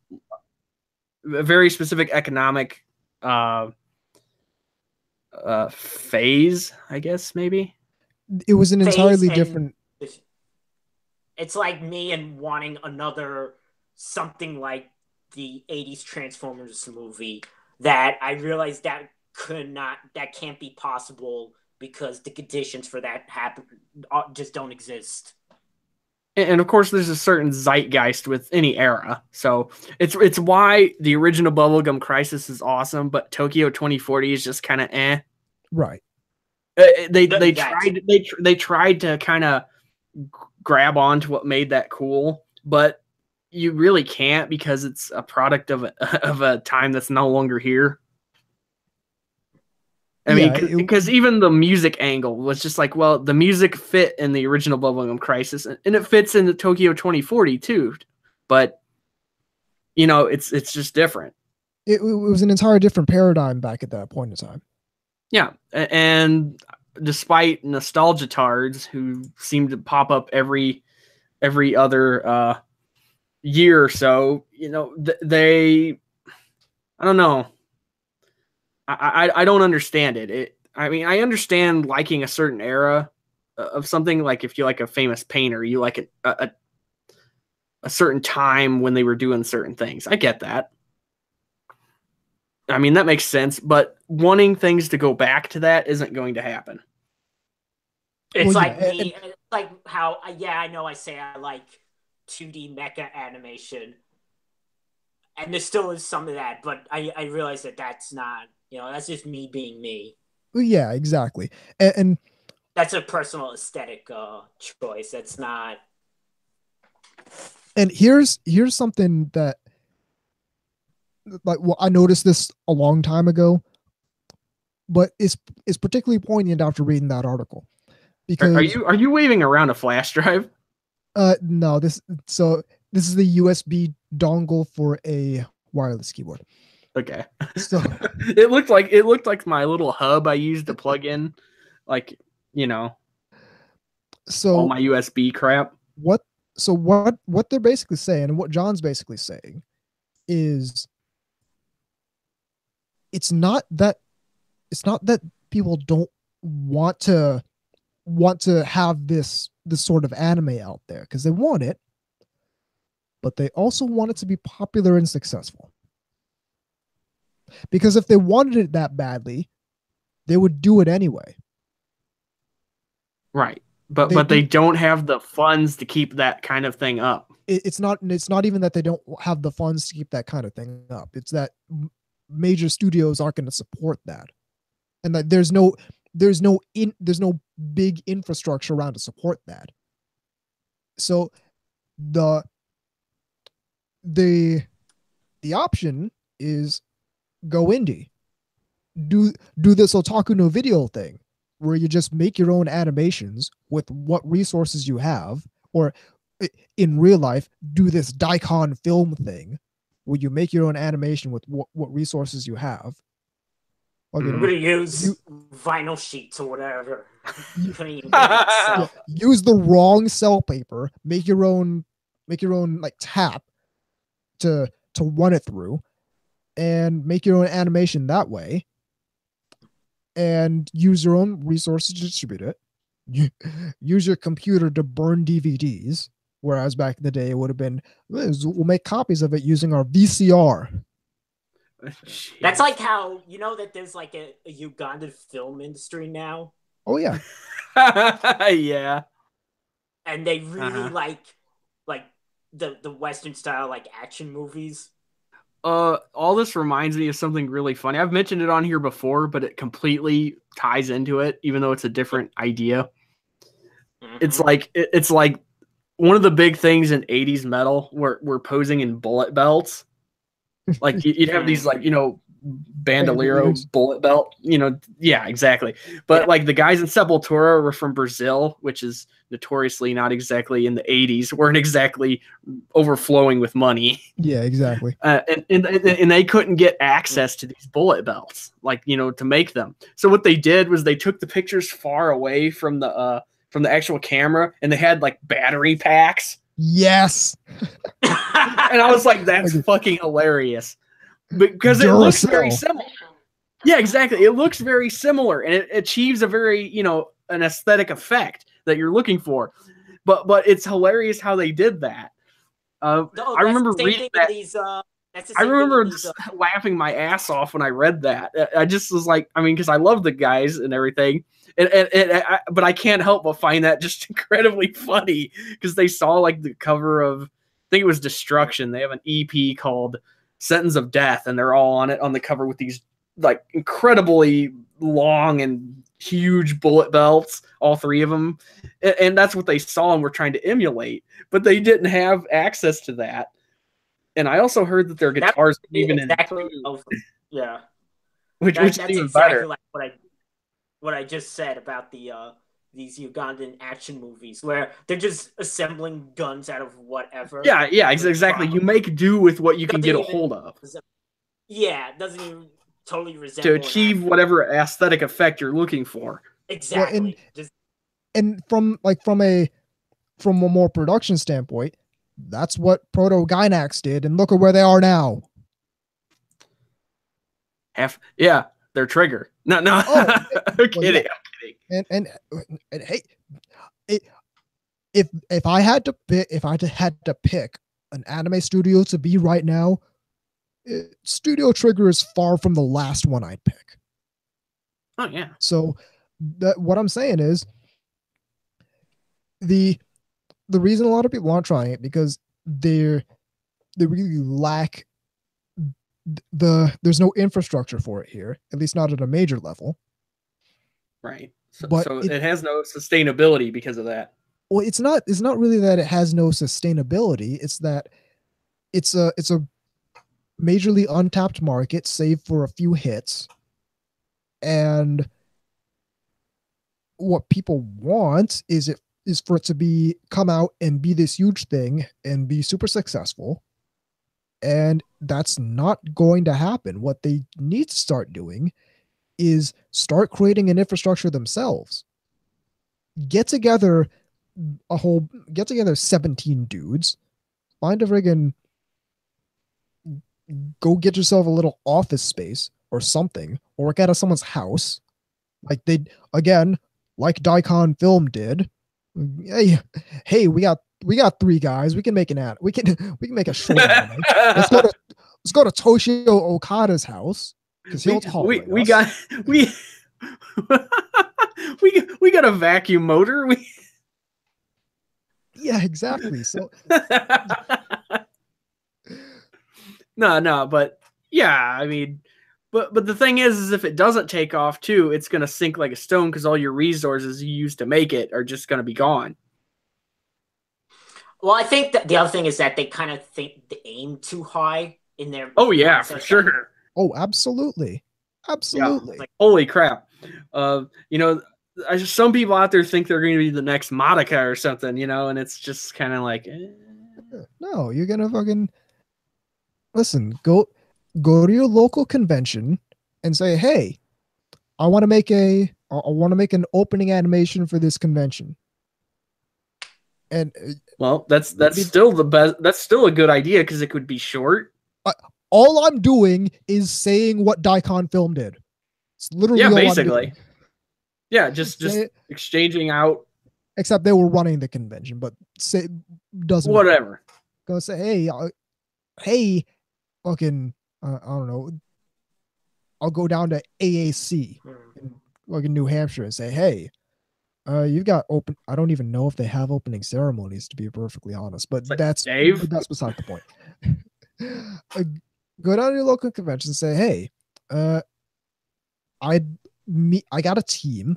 We'll first get a team together.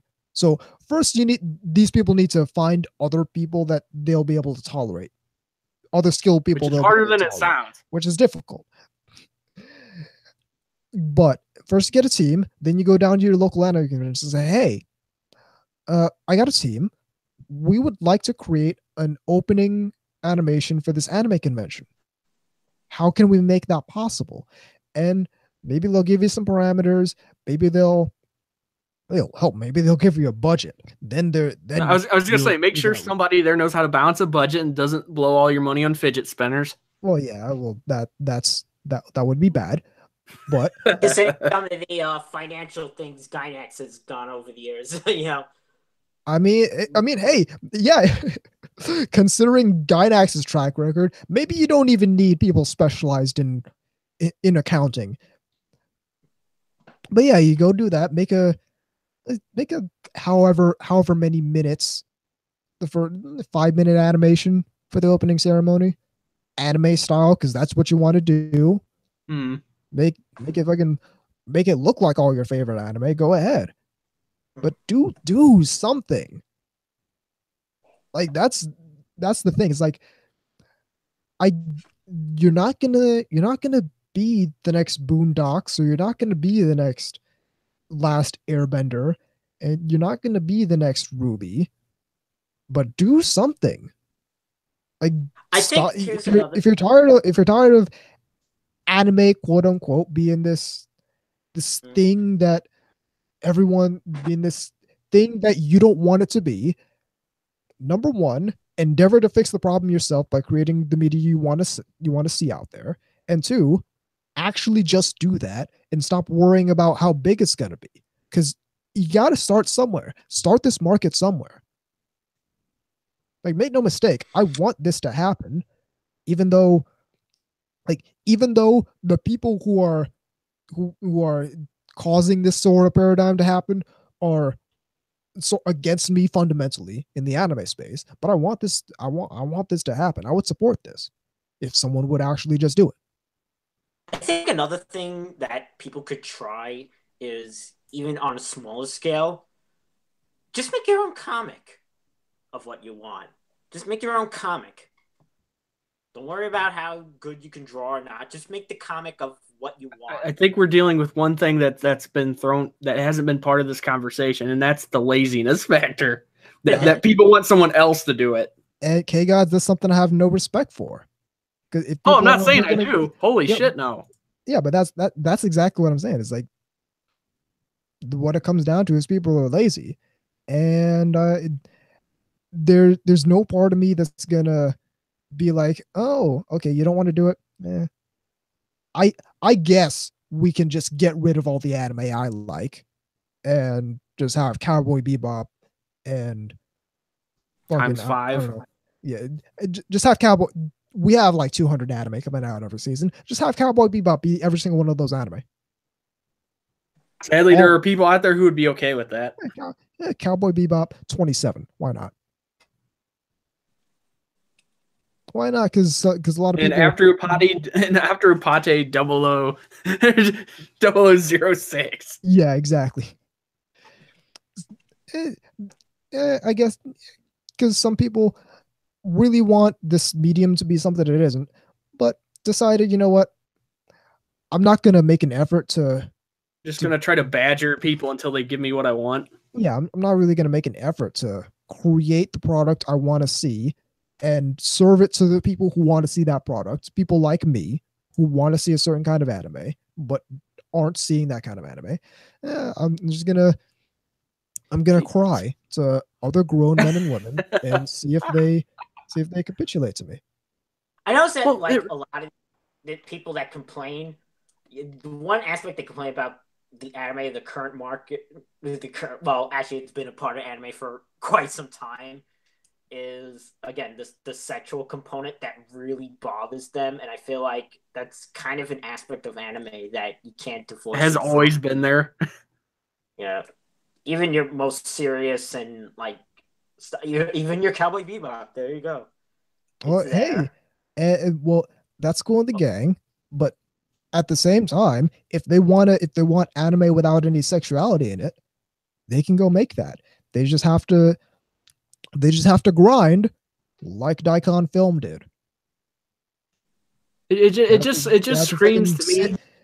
They have to sit in a warehouse with no air conditioning overnight, trying to finish this thing in the summer overnight, trying to finish this opening animation for the 9 p.m. for the to convention. 9 a.m.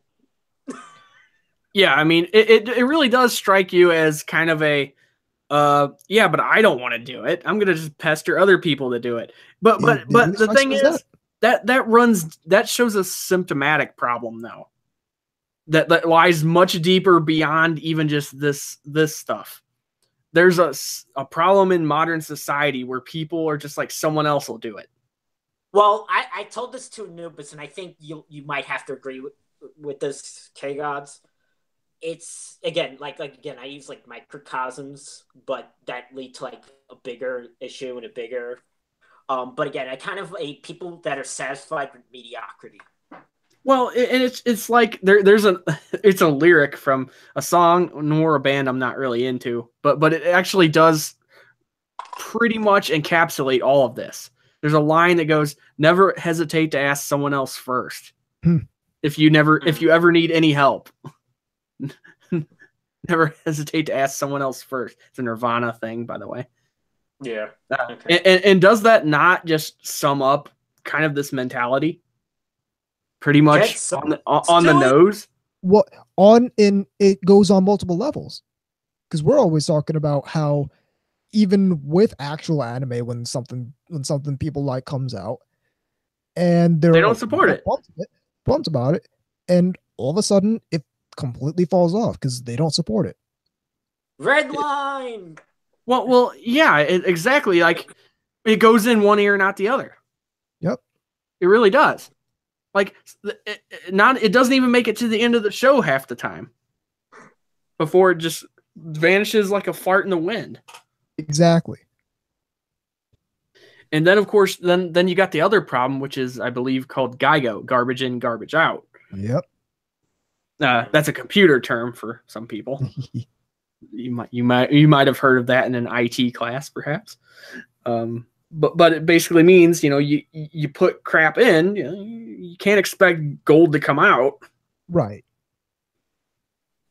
I mean, it's like it can only do with what the input tells it, basically.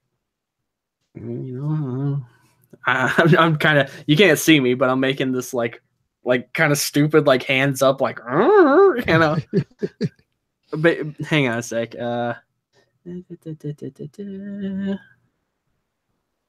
But yeah, it's the sort of thing where and the reason they want it to be popular is because they don't want to have to do all the work and have all the passion and be evangelists for the stuff they really enjoy. Again, that's too much work. It's really hard. It's actually not a whole lot of work, but at least not to be an evangelist for stuff. Yeah. Well, it's really not. Hard. Yeah, that's the thing. It really isn't hard to at least promote the stuff you're I mean, it might be slightly time consuming, but But apparently that's too much for something you actually like, right? Obviously, it's not worth it to these people. So why should anybody listen to you? You know, they're getting money from people that are buying the stuff they like, and you're not forking up the money or the loyalty of any kind. So why would they listen to you? Meanwhile, people out here are buying. Meanwhile, Illusion just released Honey Select. Meanwhile, Illusion's out here, and people out here buying these $180 anime figures. And he is holding the Super Sonico thing he had earlier. Clumsy OL. I think costs $178.99, and people buy it. He's holding it like a vase. I sold one last week. I'm holding like a vase because it's not actually anchored to the base. It's one of those things that just sit down. So I have to. It actually would slide off and bust. Yeah, if I don't put a laser level on it and hold it. Ming vase. Moe.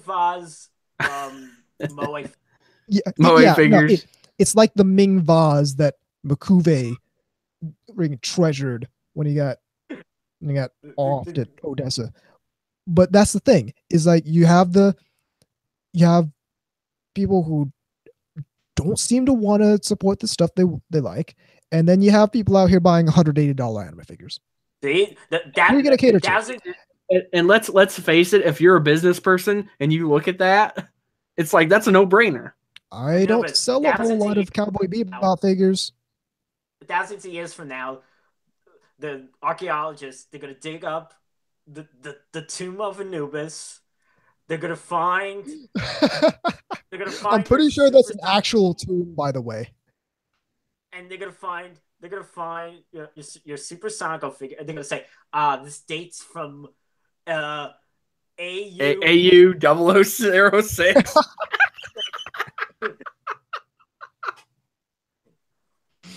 Very fragile. The year is currently AU 139.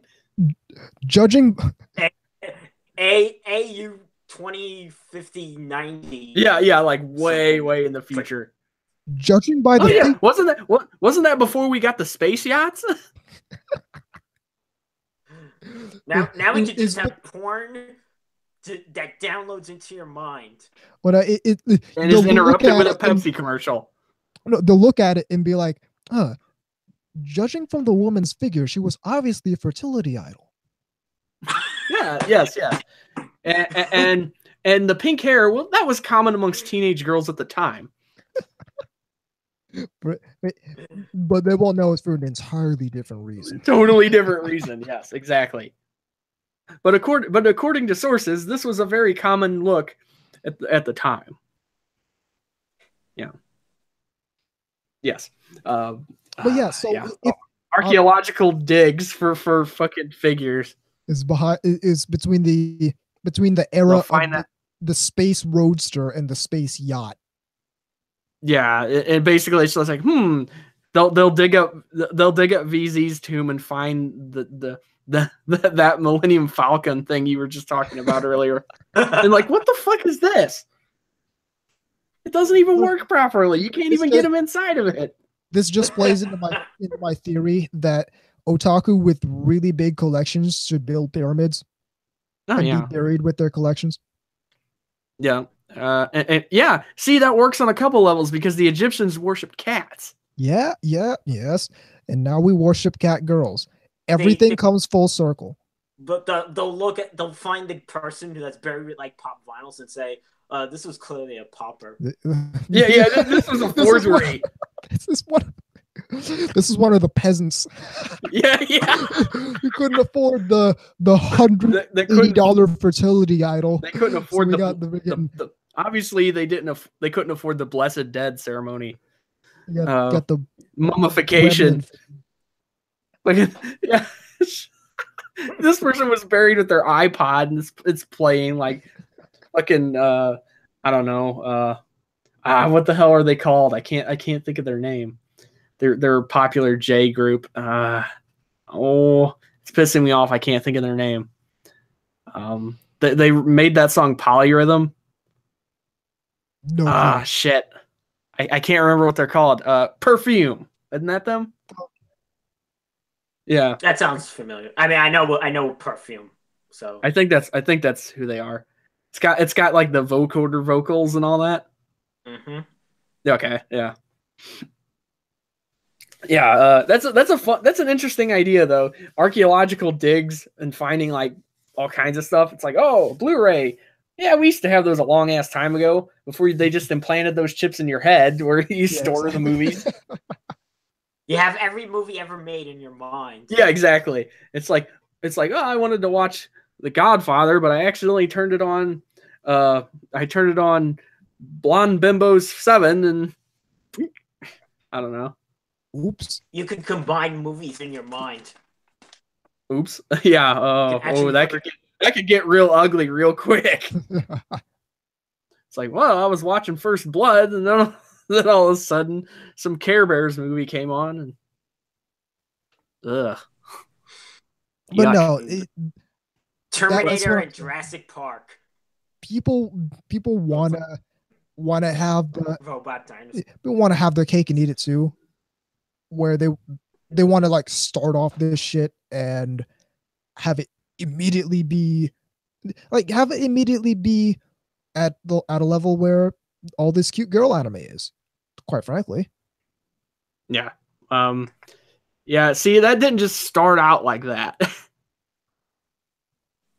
Had to work its way up there. Yeah, and even at that point, didn't start off on the top rung of the ladder. Nerds like that stuff, and it's like, yeah, those nerds are paying for it. Those nerds have money apparently. Again, I sold one of these $178.99 friggin' Supersonico figures last week. Sorry. I apologize. Sorry. We seriously need some of his drop-ins. like you know that Zap thing where they're faking a bank robbery and the one dude actually really gets shot by the guards and he's just like, that wasn't supposed to happen. Sorry. He just takes off running.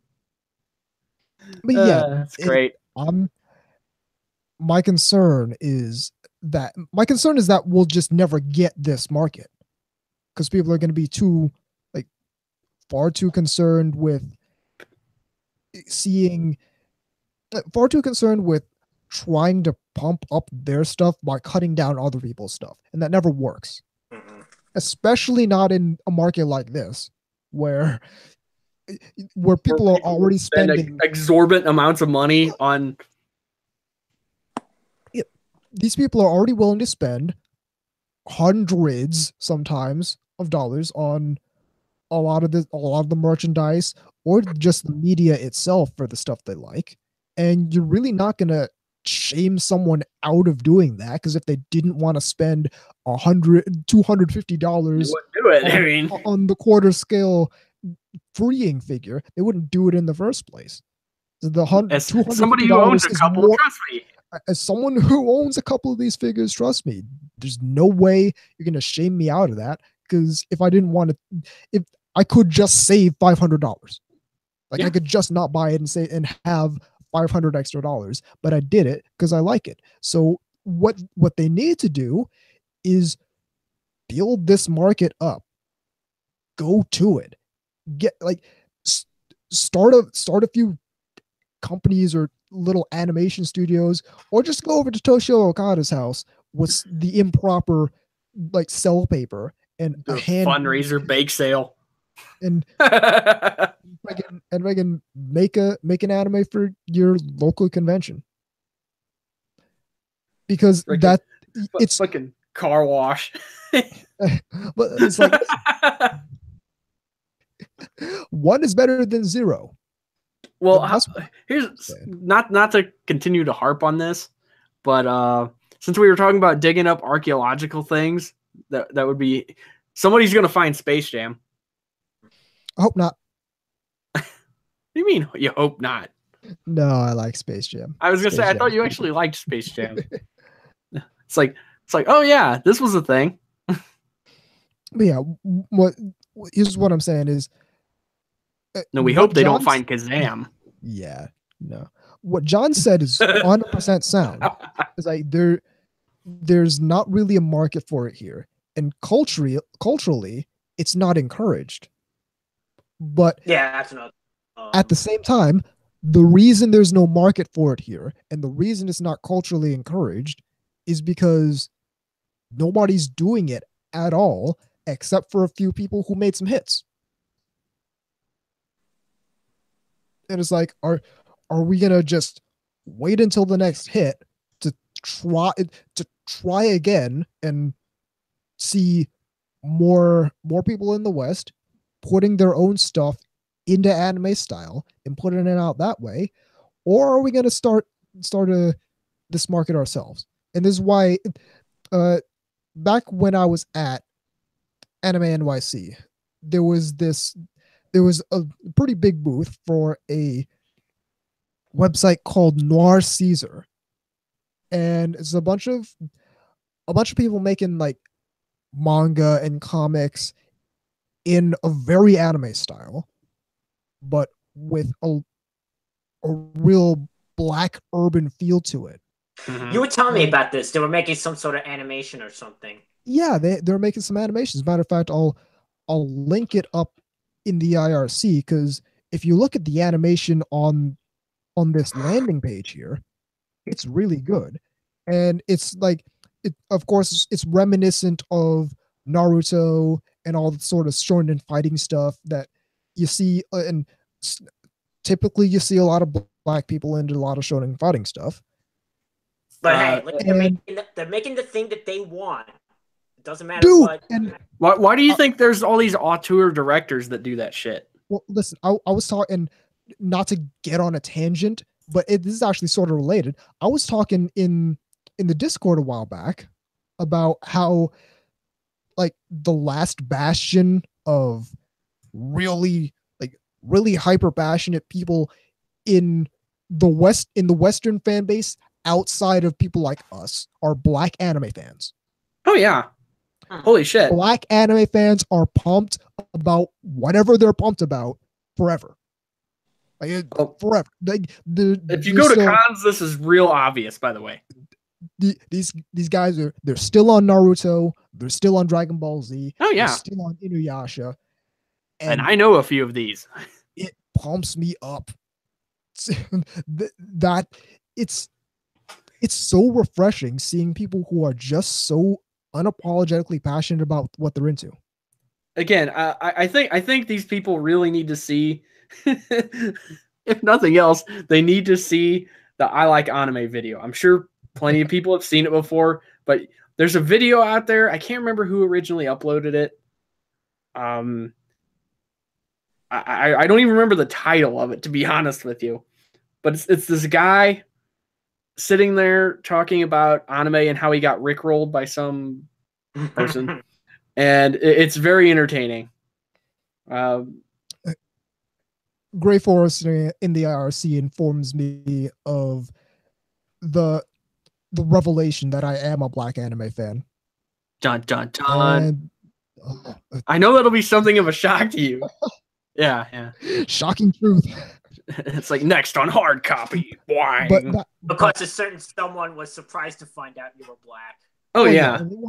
People think I'm white because of my opinions on anime, and once they see anything, like literally anything I put out on video and whatnot, they find out that they're sorely mistaken. But that's my thing. Is like whatever they're into, they're super into. Like I remember a while back and they're not doing the ironic thing either. I hate that. It's so genuine, such genuine passion, because they look at back in the day when I was in college, president of my anime club. I was doing this event where each club sets up a table, and the whole conceit is a student enters the cafeteria, they get a free cup of ice cream. All the clubs have the toppings, so if you want sprinkles, you got to go and talk to the anime club guy, and he'll pitch the anime club to you. We actually got quite a few members that way, but the thing is, the way I set up the table for the anime club is I got my laptop hooked up to a monitor playing some anime, and I have some anime figures, and you guys know anime figures, a whole bunch of cute girl figures. So I got like the Kaname Chidori figure, Mhm. and a couple Gundam models, and I had Lucchini from Strike. It was either Lucchini, or as a matter of fact, I think it was both Lucchini and Perrine from Strike Witches out on the table. And this one guy, black dude, came up, and apparently Strike Witches was his jam because he went crazy over these Strike Witches figures. And it's just Very the nice. most refreshing thing. And this is why I'm not at all surprised that what we're seeing with this Noir Caesar thing is anime and urban culture. And this Oh, is no, why that's this is not why surprising at all. this is why Boondocks is something that again I'm not surprised about, because No, I got it. it's Yeah, and I can confirm. I mean, from all the cons and local kind of fan stuff that I've seen, 100%. there's By the so way, I think- passionate, such a passionate sub community in the Western fan base, and genuine too. It's what I like about it. my observation, And I is think just, these are, if anyone does this, if anyone starts doing this thing that I'm praying someone in the Western fan base starts doing, I wouldn't at all be surprised if it was the black anime fans. Oh, not at all. And black I feel like and the thing urban that- anime fans to a certain extent. I feel like the thing that you were saying about them not liking it, ironically, I feel like that's mostly my observation, sort of white nerd thing. Yeah, it's like an upper class white nerd kind of like. I don't even know the right word here, but I mean they're hipsters usually. Yeah, just say hipster. I mean they really are. I mean that's usually the opens their mouth like an idiot when they're taking a photo. Well, that's one part of it, but I feel like the anime community has a very specific brand of that. Oh yeah, holy shit! Far away, Hence far away Team different from Epic's what they're actually doing. popularity right now. I'm not gonna go there. I mean, I got friends that actually like it, and they're not hipsters. Trust me. What I'm more talking about is this mentality where nobody genuinely likes anything, Or it's considered bad if you do. Well, less that it's considered bad apart from certain anime, but it's more nobody genuinely likes anything, and if they do, and it's not something that's accepted They get shit for it. to be like, they get shit for it, and they have to hide behind this. Oh well, I know it's garbage, but I know it's garbage. It's troll shielding. Yeah, it's a defense mechanism. It's bullshit. It's troll shielding. Bullshit. It's not honest at all. And anybody who has a triple digit IQ can see right through it. Yeah, and it's part of this part of anime culture where being too passionate about things is a bad thing. Somehow. Yeah, Even though that's where all creation happens in fandom. Oh yeah. Being super passionate is you like this, like this is the only place where we go, you like this thing too much. It's the creative equivalent of you sit down when you pee. No way. If somebody random person listened to this, like, what the fuck was that supposed to mean? That's a Chappelle Show skit where it's making fun of the real world, that MTV kind of reality television thing, where it's like this white guy stuck in like is it like in the hood or? Well, it's a white guy stuck in a house full of hood people with a guy named Lysol. You gotta love that. The one of the big guys in there, yeah, his name is Lysol.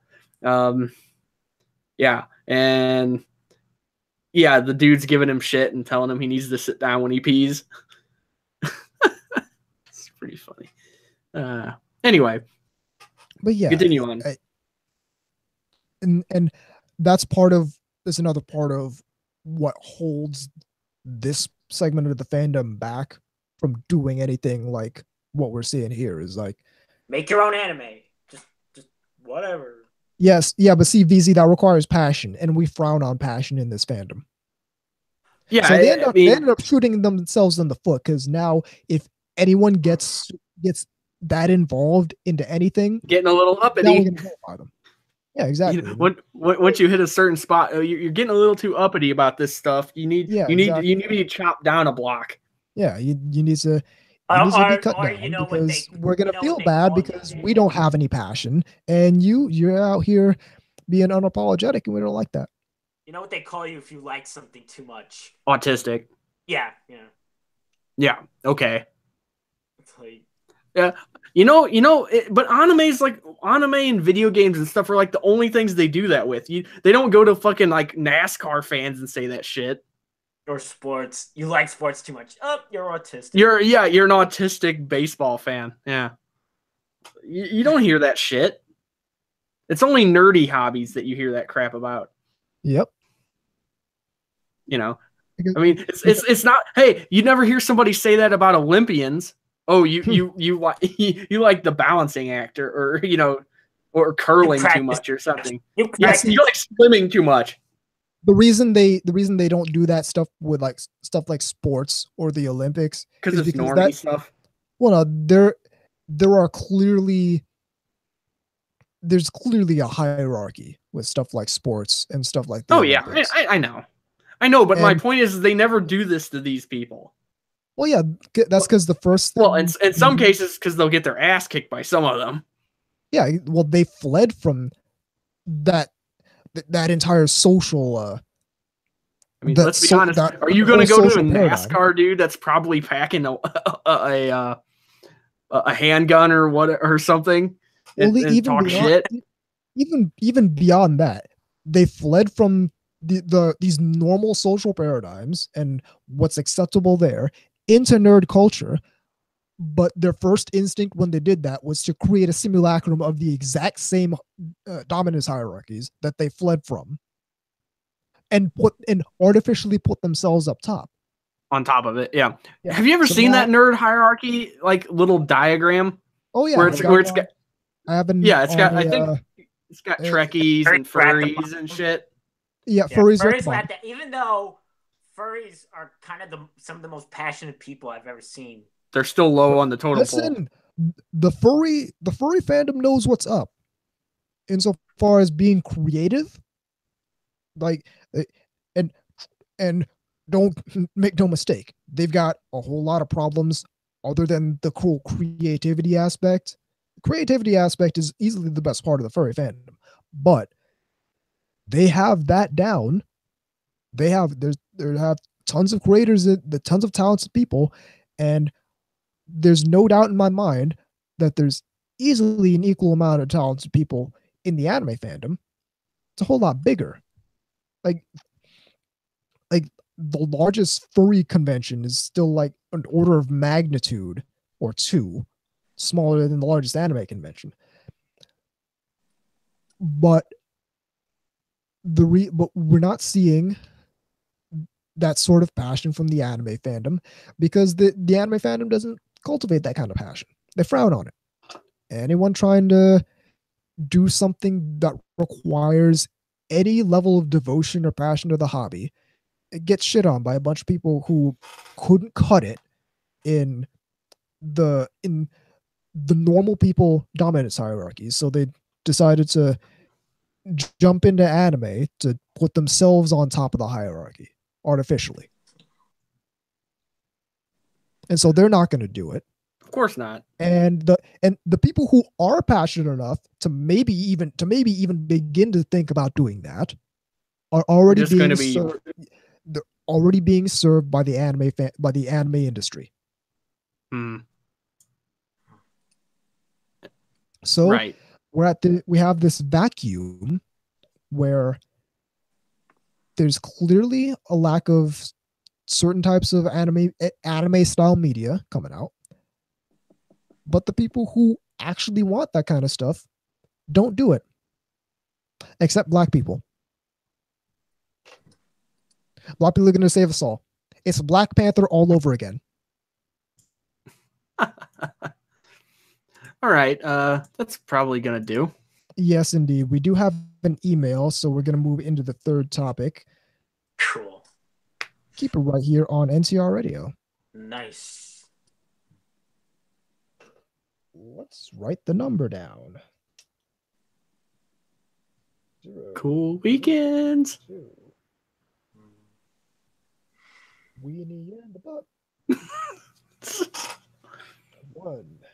Turn the knob in the corner, or no, turn it and rip the knob off. Rip the knob off. NTR. Just need like the record scratching and people just saying shit. Yeah. It's not yours anymore, NTR.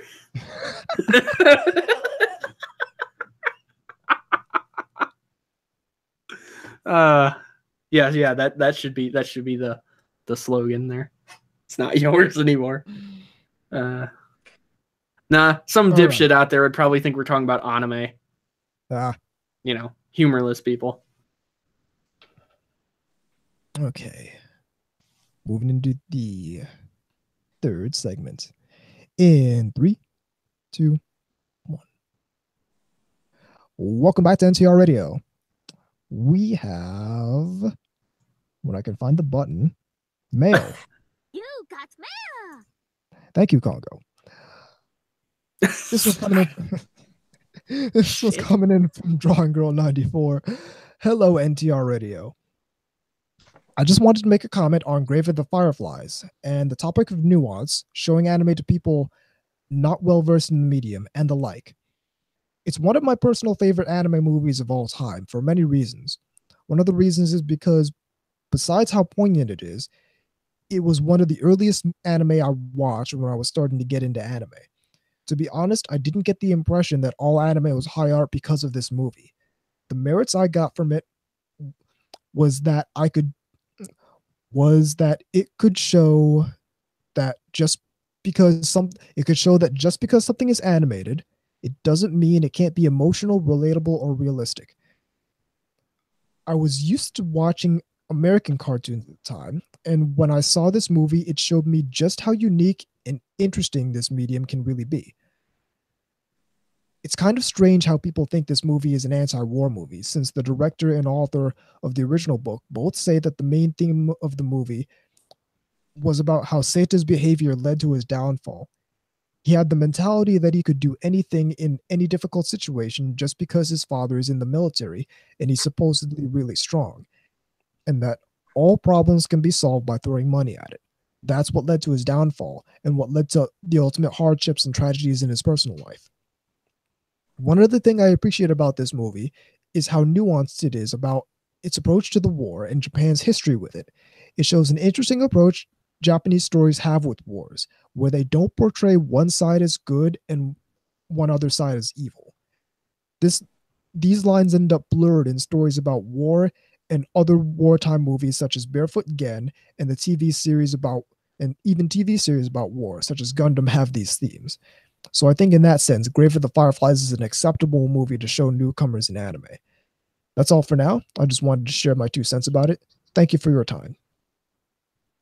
Yeah, okay.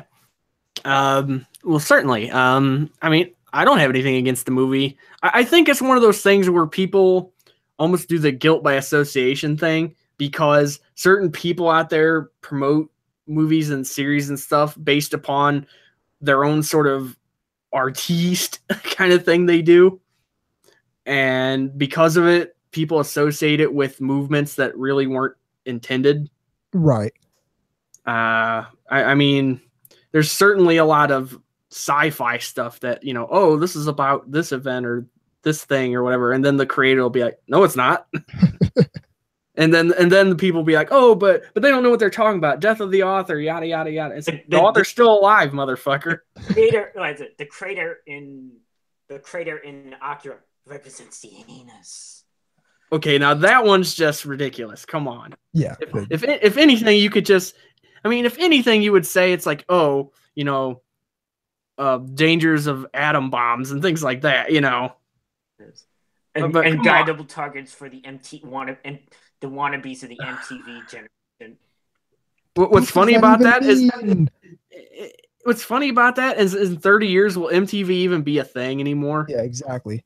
Well, And will that comment even resonate with anybody? To be fair, that book came out in like 1999 or something. Okay, by 1999 there were a whole lot of people watching MTV. Yeah, I mean, exactly. Not anybody I know, except for some of the cartoons. You know, Daria and some stuff like that. Which admittedly were creative, decent, programming, but come on.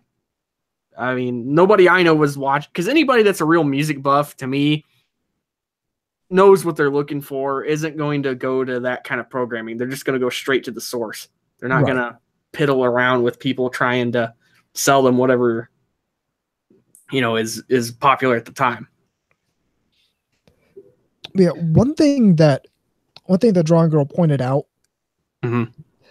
that is anime is, as far as animation goes, anime is really the only medium I could think of that does the morally gray war sort of thing, like where both sides are there's two sides at war, and neither is particularly good or particularly much worse than the other. I think that comes from a very Confucian way of looking at it, because in the West, it's all based upon, the Judeo-Christian tradition. Right. Whereas in the East, it's definitely more of the yin and yang thing, where just because one side is an enemy doesn't necessarily mean they're this like stereotypical like villain. Yeah. And you get a whole lot of very interesting stories out of that. Oh, for sure. Like UC Gundam. Oh yeah, like now in certain parts of it, you would say some of them are more villainous than others, for sure. Yeah, well, like I mean, you drop one colony on Sydney, and all of a sudden you're a bad guy.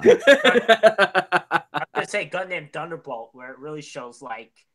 Oh yeah, Thunderbolt was that way. 8th MS Stardust Team was Memory. That way. Stardust Memory. 8th MS Team. Yeah, look at any Gundam OVA. That is, it's so morally gray. It's almost uncomfortable at times. Yeah, whether the Federation is good or the Zeon's good.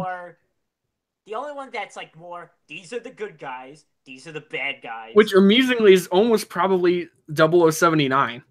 Well, I was going to say, because like F91 is. Oh, okay.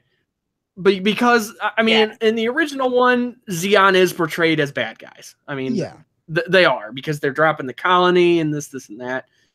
I mean, the morally gray aspects actually tend to be a little in the side stories and like in the future and whatnot. But even with 0079, you have people like Ramba Rao and it certainly didn't portray the Federation as this all good force. No, there are some lot of a-holes in the Federation. Right. I mean, some of the bureaucrats and shit like that, and I think more than anything else, more than evil, it would be incompetent would probably be the right word. Well, in a lot of cases, concerned for themselves and their careers as opposed to what's actually going on. Oh, who cares if that platoon dies? Yeah. And for a lot, and that resonates throughout the rest of the series, throughout the OVAs, especially when you get into like the Zeta period. Holy shit! like shit hits the fan at that point. Not to get into spoilerifics things, but other factions start showing up and just bad things happen. And I mean, bad things happen. The anime. Well, once once Neo Zeon starts showing out, like Neo Zeon's pretty in the AUG. I mean, like, as if things weren't fucked up as they already were. We're just gonna drop this. The Titans and. But especially with the OVAs, though, you see, because I think those are hyper. I don't want to say they're simplistic. They're narrowed down in a very more personal kind of way. Yeah, they're a lot more focused. Yeah, when I say narrow, I don't mean simplistic. That's not really right. Yeah, but they have a lot of focus. They have a lot of depth. You get really in depth with these characters from all sides of the war, and you see this a lot with like Unicorn had a lot of this. Oh yeah, where big time. Even among the Neo Zeon factions or like those Zeon remnants, there were internal clashes as they started disagreeing ideologically. So yeah, you don't really, especially with Gundam and stuff. Gundam is pretty notorious for doing the morally grit. I mean, just look at Gundam 00. Oh yeah. Yeah. Okay. Our protagonists are literally essentially a terrorists. Yeah. Yeah. Which they threw you out. Could argue they are, you could argue they are in Wing too. Yeah. They're coming in and basically disrupting the order of things for political reasons. I mean, even Final Fantasy VII, Avalanche kind of are. Yep. I mean, saying they're not is kind of wrong. I mean, yeah. I mean, the people they're going after are shitbags, but it makes you ask questions, and that's what I like about it. Like, it makes you think about the conflict, and that's especially what I love about basically everything in UC Gundam. Right, because the more it expands, the more interesting it is. There's the things that happen, but every single work of media makes you think about the overarching conflict. It makes you think about what each side is willing to do to win, and what each side is morally opposed to, and what individual factions on each side are willing to do to win, and what they're morally opposed to. Yeah, especially once you get into stuff like Thunderbolt, like you mentioned, VZ, or Origin. Oh man, there's some absolutely gruesome shit in Thunderbolt. Thunderbolt, like, people get really killed, and some of them are children. It's like they're not playing around in Thunderbolt. Yeah, it's pretty gruesome. But Origin's actually really good at this, where a lot of the time is spent because it's very Zeon focused. A lot of the time is spent portraying Zeon as the less bad guys, and certainly not the aggressors in the conflict between Federation and Zeon as that was building up. I will say, but then they drop a colony. But then they gas a bunch of people and drop a colony on Earth. So it's I mean, well, the OVAs do tend to be Zeon focused. They usually do. Yeah, that's one thing I've noticed. I think, and again, I feel like the reason for that is you can get more focused in on these characters as people, whereas in the series you're mostly following Federation or AUG, non-Zeon types. I mean, like, 8th MS team you're following it from Earth's perspective still for the most part. Although you still get to see the inner workings of Zeon a little more. Yeah, because I'm not going to go into too many details, but let's just say, like, any of the things. That's one of the things I love about OVAs that are focused around a series that's already taken place, because they can really dig in on parts of it. Like in 8th MS team, like at the end of the first episode, you see Gideon's speech in the background. Yeah, that shit's awesome, because it places it exactly at a certain point in the series. Yeah, and like, okay, this is like based upon the series. This is episode 12, 13, whatever it is. Yeah. Or stuff like MS Igloo, where there's one mission where they're going in and trying to recover all the HLVs that escaped from Odessa.